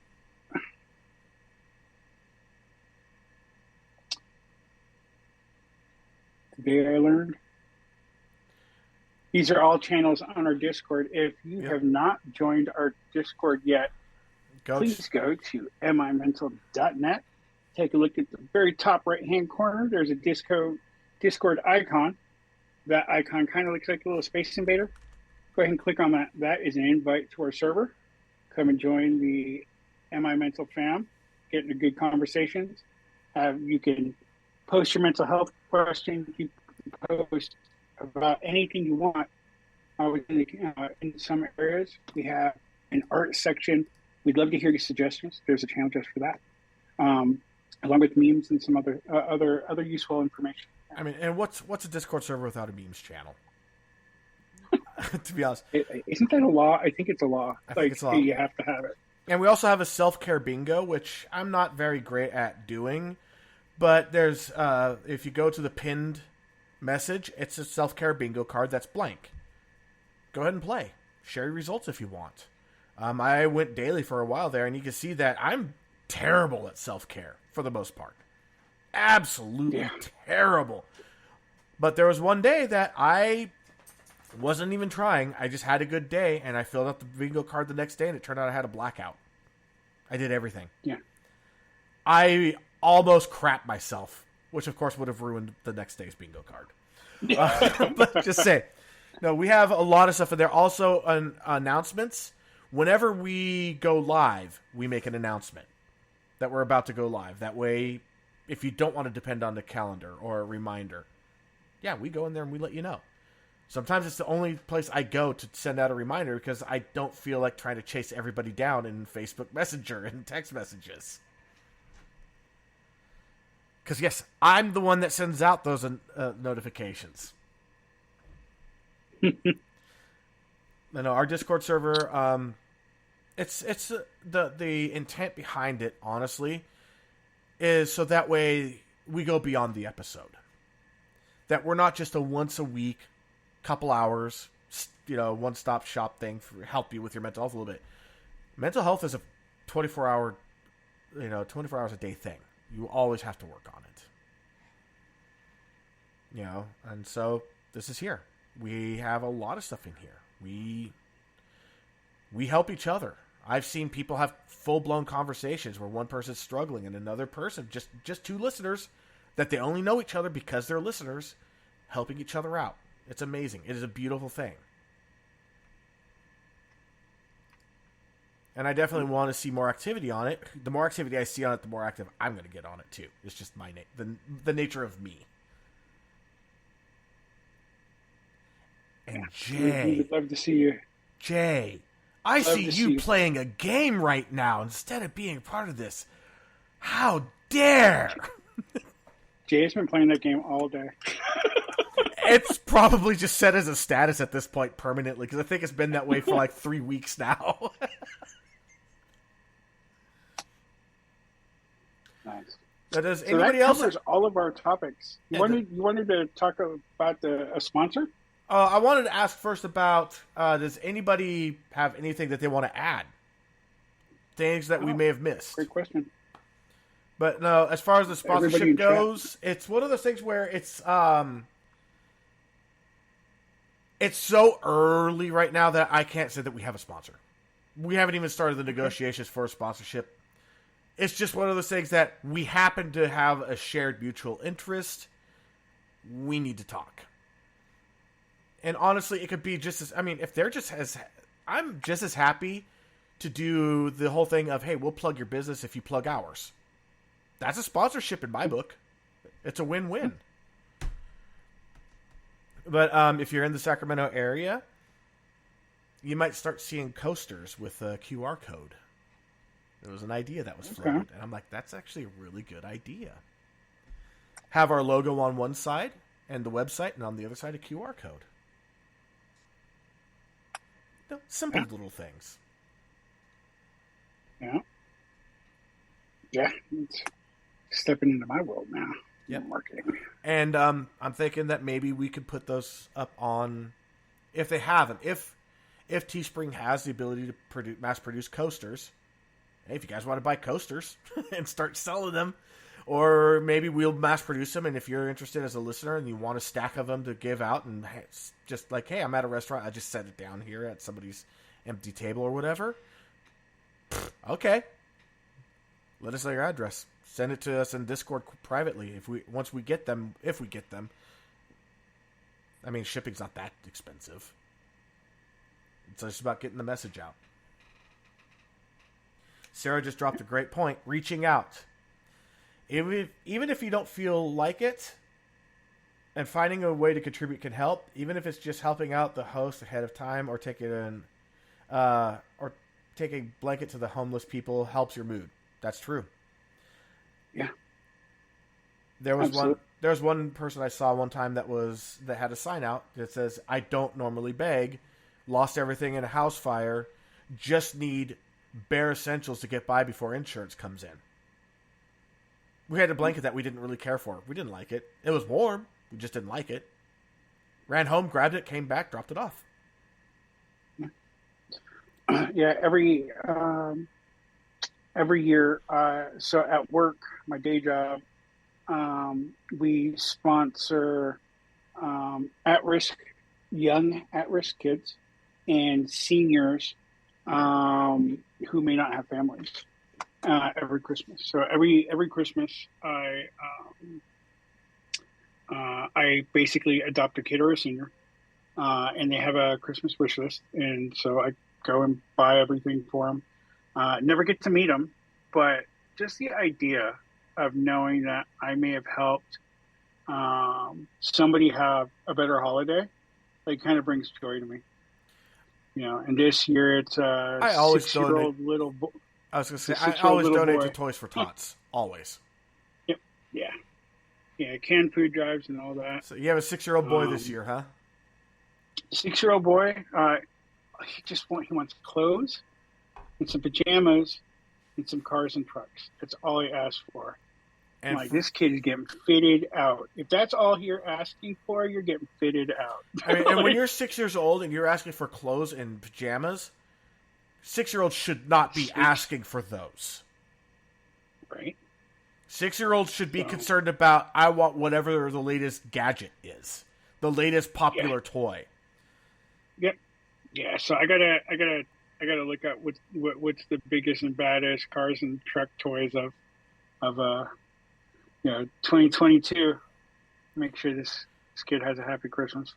So I'm gonna say, one of maybe the single most influential person in my life, outside of my dad and my mom and my sister, one of my uncles. One thing he did is that there was this guy, every morning he would go to Circle K to get his coffee and his donut before he went to work.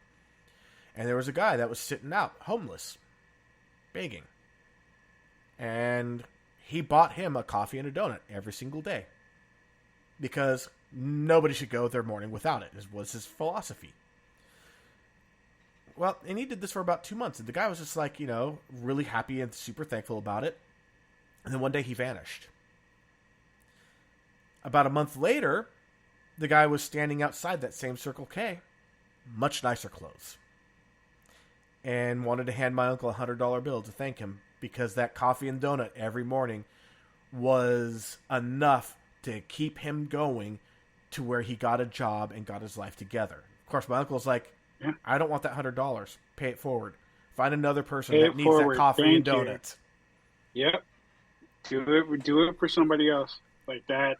Like, if I see someone begging outside of a store, I'm like, I'm not going to just hand you money. What do you need? And a lot of times it'll be... Yeah, we've talked about that before on the show. If you're going through a drive-thru, you see somebody panhandling, you want some food? I got you. Yeah, I got you. Yeah. And you know what? And, okay, there was a guy that we used to work with. I don't know if you know him because he was from Stockton. He drove a Volkswagen Beetle with eyelashes, and he was pretty thug. But he drove a freaking Volkswagen Bug with eyelashes, which was hilarious. And when I say he's pretty thug, he is part of an official full color, full patch MC motorcycle club authorized by the Hells Angels. He's pretty thug. If you know anything about that. I knew one person who worked in iOS who had a brother in CPU, if that's the dude. It could be. He was in CPU. From New York? I don't know if he was from New York. Originally? I don't know, but he was in CPU. Anyway, as he said, he went out one Friday evening. It was a hot summer Friday. It was 110 degrees outside.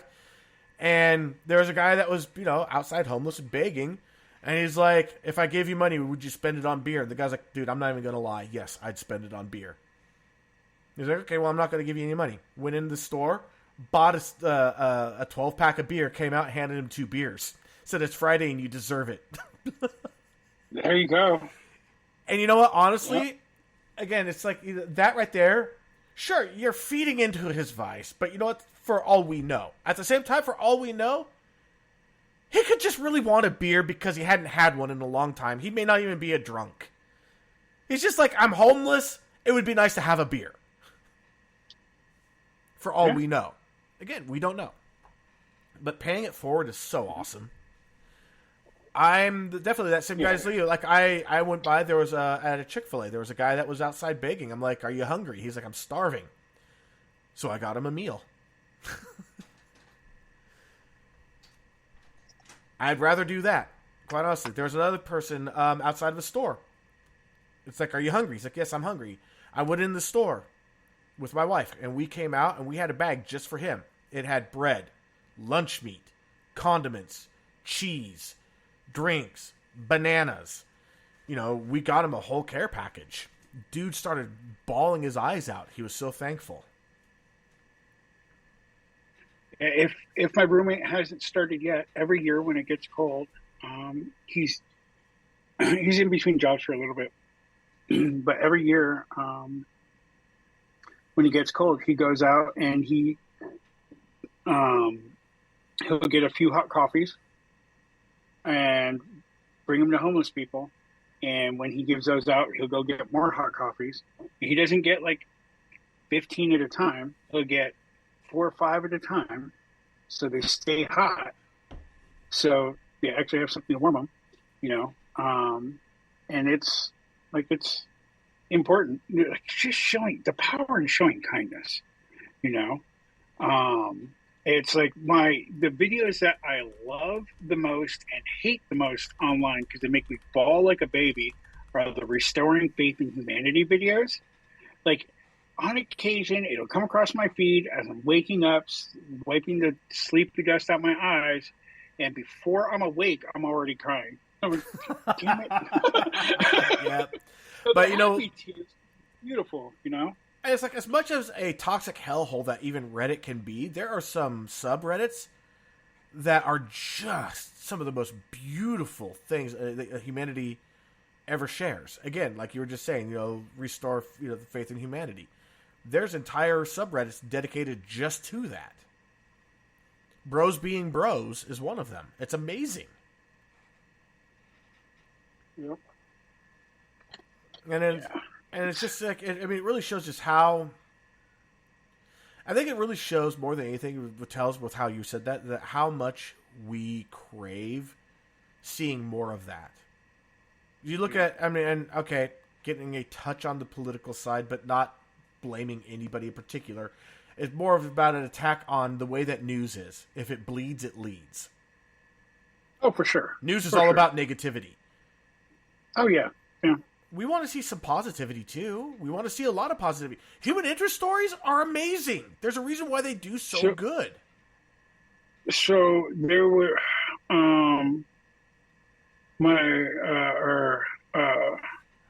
Rod, who we had on here, Rod Father 916. I love Rod. I want to meet him so bad.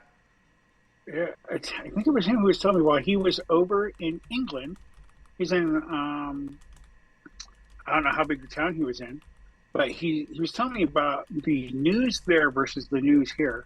There's a little kid who got hurt or something, and that was on the news for 3 days because a little kid got hurt in some sort of accident or got lost or fell in a well or I don't know. Lassie had to find him. I don't know. It was something. Fell in a well. I'm pretty sure I've heard about that kid, but she was kind of wedged in there for days. But yeah, no. But I mean, it was like a little kid who got hurt. It wasn't mass shootings and war and destruction and fear mongering. You know, it's a cultural thing here, and the news has made it what it is. But, yeah. Yeah. Yep. So, you know what? We didn't really get much in the ways of other suggestions. I think we had a couple, which is awesome. So thank you very much. By all means, let's go ahead. If you have anything else that pops up, share it in the Discord.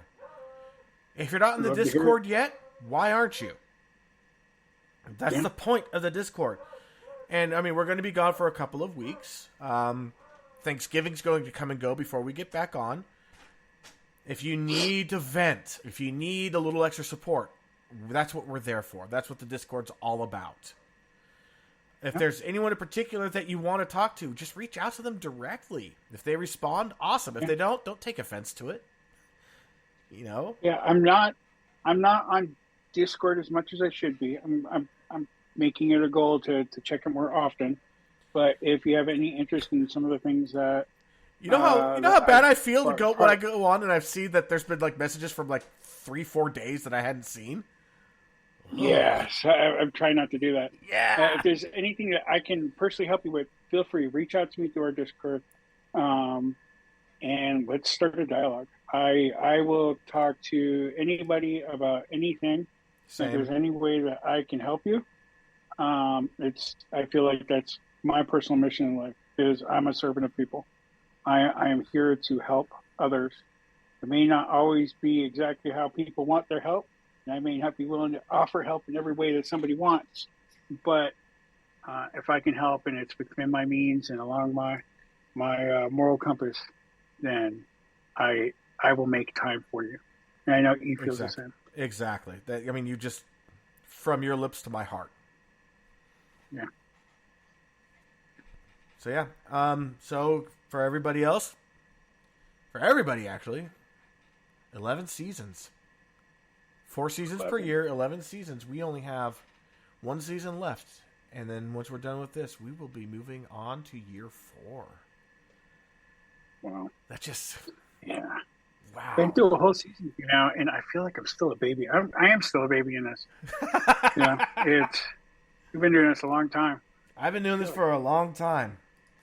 But no, seriously, I love having you on. You have definitely... I know I've said it before, and I'll say it again. You've definitely helped the show to start moving up to the next level. The things that you've contributed, the ideas that you keep floating, the things that you bring to the table. Seriously, I enjoy it so much. And yeah, that first episode that you were co-hosting, I felt like I sat back and I was like, this motherfucker's taking over. But then I really listened to what you were saying, and I was like, dude, he's on point. He's on fire. Let him speak. I like the sound of my own voice. It's not a bad voice.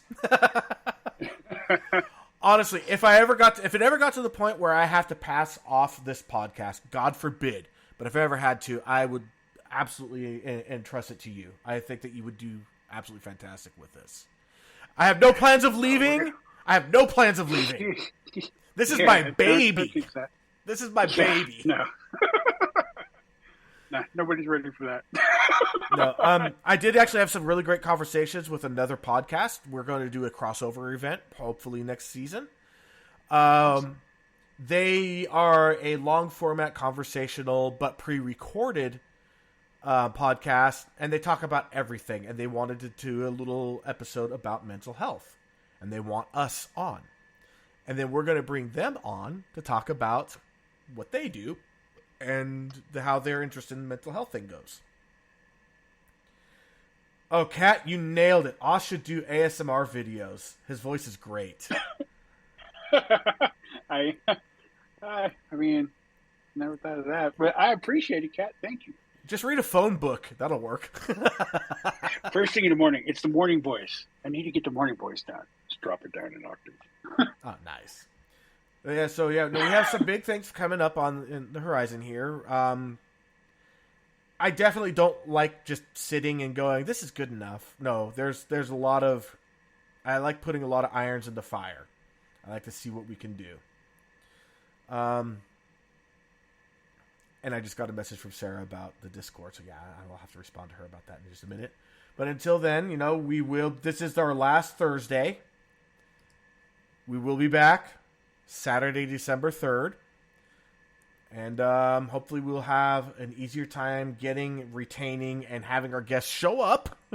So, yeah. Because, yeah, as Austin's found, man, is it a challenge. I was so confident. Oh, I know. So confident. I know. And I sat there with this. Yeah, if you noticed, I probably had a little gleam in my eyes going, yeah, you don't understand, dude. You just don't understand. Got to find out. But I had that thing of like, maybe he has something I don't. Maybe he knows something I don't. I don't. Let's go with it.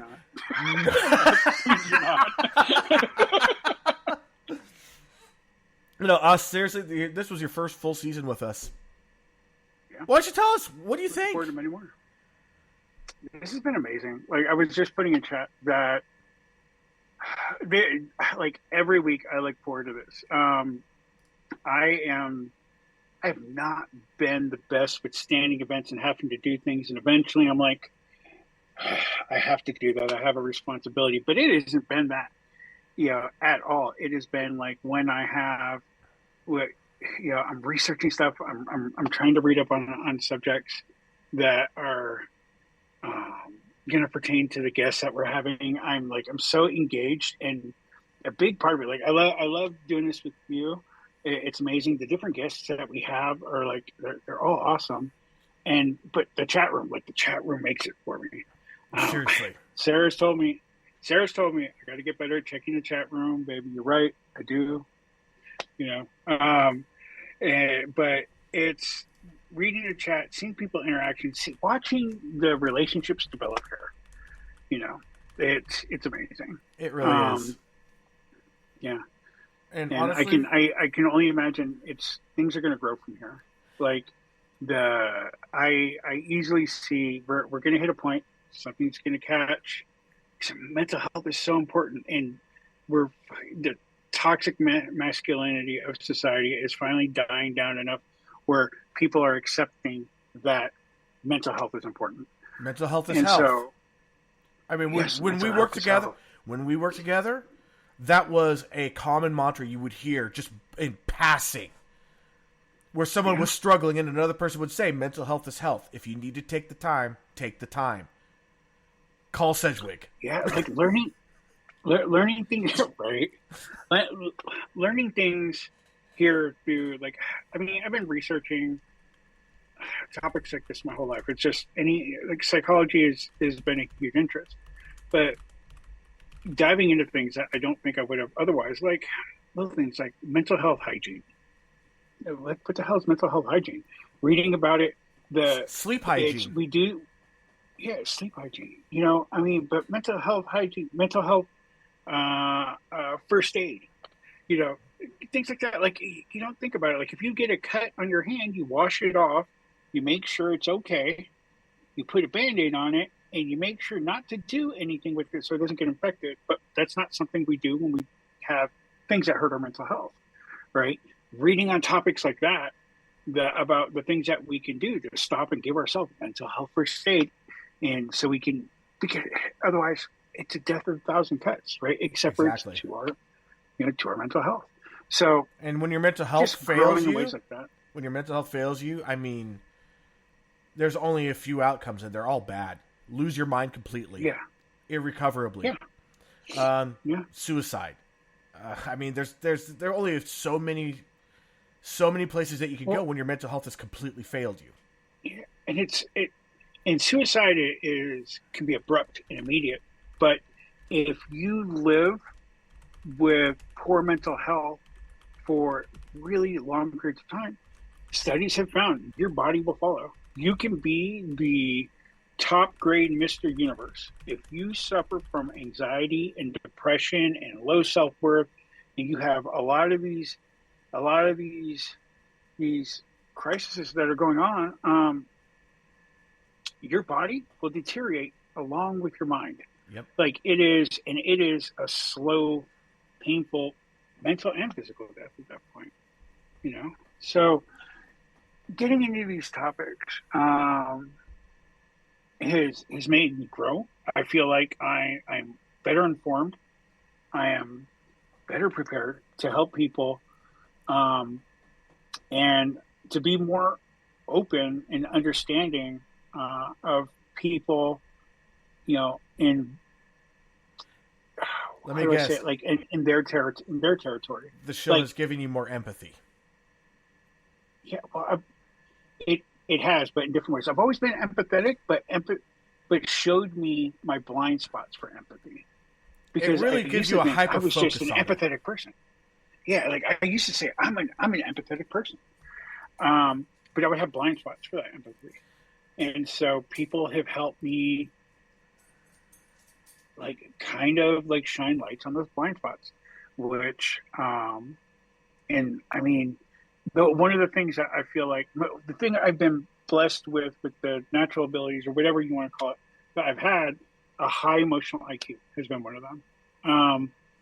And so now it's learning to use those things and point a lot of those things inward so that I can continue to become more healthy, so that I can use it to help my relationship with Sarah to continue to grow and be healthy, and use these skills to support her when she needs it. Because I haven't, where I can support people on here, I've missed that here and there, and this show is helping me be better about it. So I'm so thankful because my goal in the beginning was to do what I can to help positively impact other people's lives. But what's ended up happening is that everybody here has impacted mine. So I'm so thankful for that. So for this Thanksgiving, we're not going to have an episode. I am thankful for MI Mental and the MI Mental fan. Same. And I've been doing this now for a few years, and it has helped me to understand other people so much better, and even to understand myself. Sometimes a guest will come on, and they'll be like, so here's my topic. I'm like, hey, that sounds like an interesting topic. Let's go ahead and have an episode about it. Then they go into it, and I freak out a little bit, because I'm like, holy shit, you're reading pages from my life that I didn't even realize that I was dealing with. Could I possibly have this, too? Is this something I need to talk to my therapist about?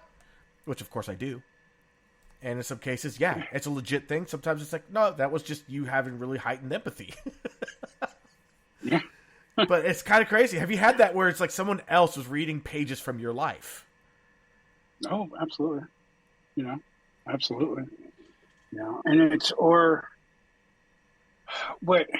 what's kind of better, but maybe worse than that, is hearing people's stories and they're reading pages from somebody else's life that I had previously misunderstood.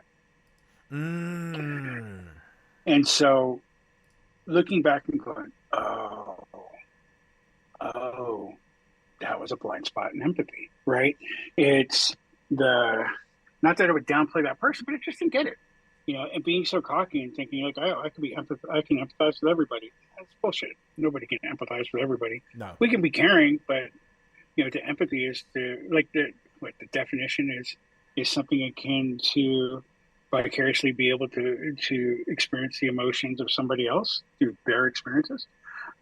Something to that degree. I'm sure the verbiage is way off, but it's the gist of it. And right. You're Googling it. But being able to be better armed to help others. And unfortunately seeing how I've failed in that mission in the past, but failure is growth, right? It's part of the growth process. And it's okay. Doesn't make it suck any less, but it's okay. No, exactly. And and I'll say from my perspective here, having you on for the full season now, this is something I look forward to every week. I have my own therapist now, but this is also therapy to me. But I also get to spend time having a conversation with one of the people that have become, out of the blue, one of my best friends. Yeah, like unlikely, like didn't see. It's funny how that happens, right? It's when you're not looking, you find super close friends. Like I consider you family at this point, honestly. Oh, absolutely, hands down, no doubt about it. Yeah. So no, and again, and that's just an extra perk. I get to hang out with one of my best friends once a week, talking about something that we're both passionate about. How awesome is that? Do good, right? Yeah. Do good. And even if we help even just one person, and as corny as that sounds, because everybody says it, it's the truth. And to know that we have had that impact on multiple people, and that it's continuing to this day on a platform that's our episodes are permanent. Yeah. They can help. Even an episode from like my first episode that I ever recorded could save a life 5 years from now. And that is amazing. It is. That is amazing. Like, how do you stop doing something like that? Like it would take a major life event to pull me away from this. Like, And I get down on myself, and there are times where it's like, okay, I can't get a guest, I can't get a co-host, I can't get anything. Yeah, I get down on myself. It is a major blow, and it's something I need to be able to learn to be a little more resilient through, because last week, perfect example, I got a phone call as the intro music is playing by the person that wound up being the guest and co-host last week. So, yeah, no, it's Nice. it's been an amazing journey. It's been an amazing, 11 seasons. And like I said, I never would have thought you would have been interested in even being a listener, let alone a part of this. And I am so thankful to have you on board. And thank you very much for everything you have done. Oh, yeah. I appreciate the opportunity to be a part of something like this. Oh, by the way, Sarah, you now have co-host Sarah, privileges on the Discord. Sarah says you're welcome to come play in what's now much mud up here anytime. Oh, yeah. So you got an open invite to the house. Sweet. Well, you know that you guys have an open invite to my house, too. Yeah. If you actually want to travel down the hill and into the suburbs. Yeah. Yeah, actually, it's funny. I have a note from earlier when we were talking to Sarah's son's therapist, and I was coming up with some ideas, and I was to socialize some more. And the first thing on the list was play dates with E's kid ? Oh, our kids got along so great. Oh yeah, for sure. For sure. Your kids are awesome. Your whole family is. Well, thank you. It goes right back at you. Your family's awesome.